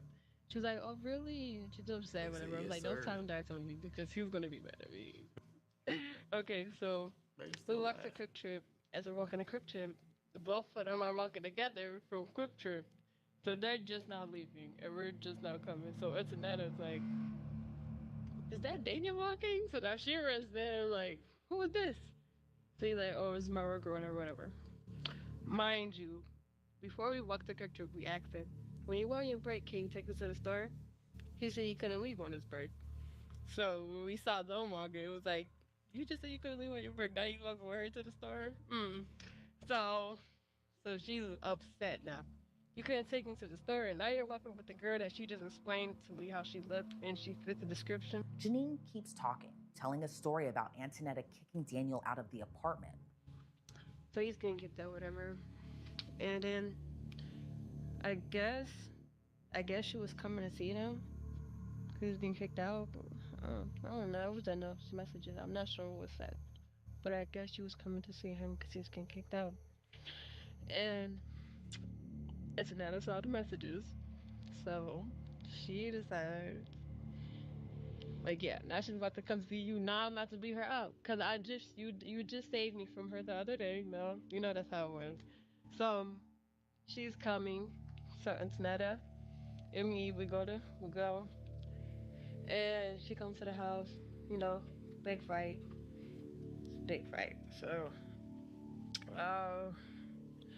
after the fight, damn, bitch, you skipping the fight? Nah, what happened in the fight? we took her phone. We were gonna call her husband to let her know that, you know, it's a thirst involved. She knew what it was because she got ready to, you know, and it was just fighting. Who was fighting? The girl to know. Everybody? No. Girl, you ain't getting on in? No. Yeah. Of course you did. I know you did. She talked to her like a friend. You guys, that's because, like you said, that's You your know I homegirl. punched her. Tell me about that. I didn't go crazy though, cause she's small as hell. Like, you're enough already. I don't need to be punching her, dragging her. I don't need to do all that. I'm good. I give my little hit and then that's it. Where'd you get it in that? I don't know. I know I hit her though. Janine has just admitted to not only watching the fight, but also getting a few licks in herself. What made it stop? I don't know. That's a weird question. I never know. Like, was she saying anything, or Ashley? I mean, No, she was just. I never. Out of all fights I've been in, I never saw somebody talk during a fight. Like, while you're gonna be up talking. I never met somebody that. What was she saying? She was just, you know, oh, doesn't want you. That's what he's all over me. Just Yeah. out there. And then, like, it was just such a weird fight. Like, she was just like, she just kept on talking. Then she was like, I'm Jana's sister. And it was just laughing all the time. Just weird. She was a weird person. Never. I was like, okay. Carter and Araya now know Janine is shading the truth, to say the very least. So they confront her with the information they learned from her brother. Yeah, we did talk about fighting her. Like, we was talking about it the night we saw them together. And then it led to that. Yeah. And you guys did it by messaging her through your brother's phone? Yeah. So she didn't know that you guys were gonna go and fight her. Well, I don't know what was said in those messages, like I said. Like, I wasn't the one texting, but I know, pretty sure she texted her to come fight. Yes. So, yeah. Hand right quick. You sure it was text messages to fight, or was it something else? I don't know.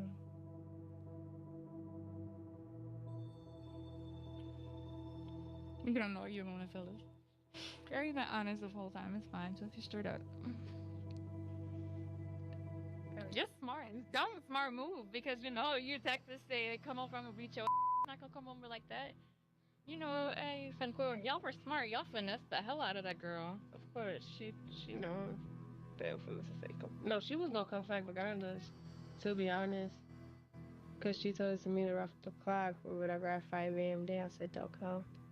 Then if we come, he's gonna interfere this after, so we didn't fight her that day. But earlier in the day, she didn't know that she was wolfing into a fight.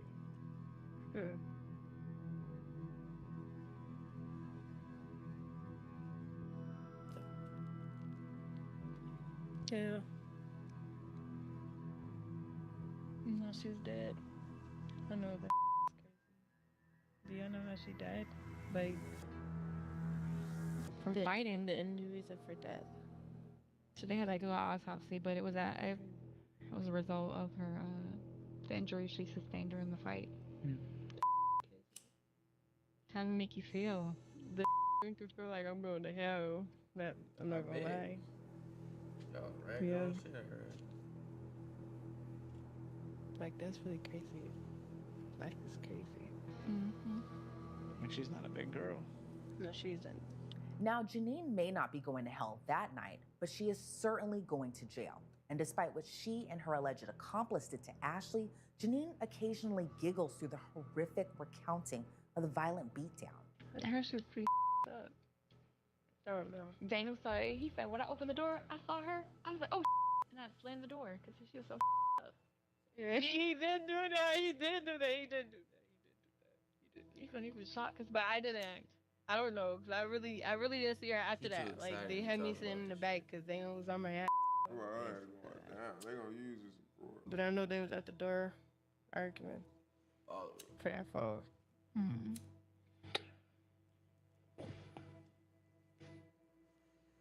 So you say when she was on the ground, you stomped her? I never said that. I heard you say you stomped her. No. No. What would you do when she was on the ground? So I pulled her hair. Pulled her hair? Yeah. Before they are taken to jail, CSIs take photos of both women, documenting any injuries they may or may not have. Get your arm down. She's posing. Okay, you're making me nervous. Okay, I'll stop talking. Okay. Janine already knows she's being charged with battery, but Detective Araya has a surprise for her. So you clear on your charges? Yeah, I guess. Yeah. It's robbery. Robbery? Oh, no. Yeah, what? Robbery? Yeah. We didn't steal her phone. We think this is she could come to the house. Oh, if you took it. Yeah, she got her phone back. I told you she wasn't leaving unless we gave her back the phone. We just did it to leave her husband, but we changed her mind. Oh, okay. Yeah, for the deal. She got her phone. She say it was okay for you to take it? No. Oh, okay. Yeah, that's a robbery. The other charge is murder. Yeah. Being charged with murder. Me? I can't get the camera like that. That's too bad. That's deep, bro. Yeah, that's insane. Yeah, that's why we tripping. I No. What? Murder? I probably laid hands on her. All I done was pull her hair. Yeah. Oh yeah, I'm afraid of it. That's all it's needed. Do you have any questions for me?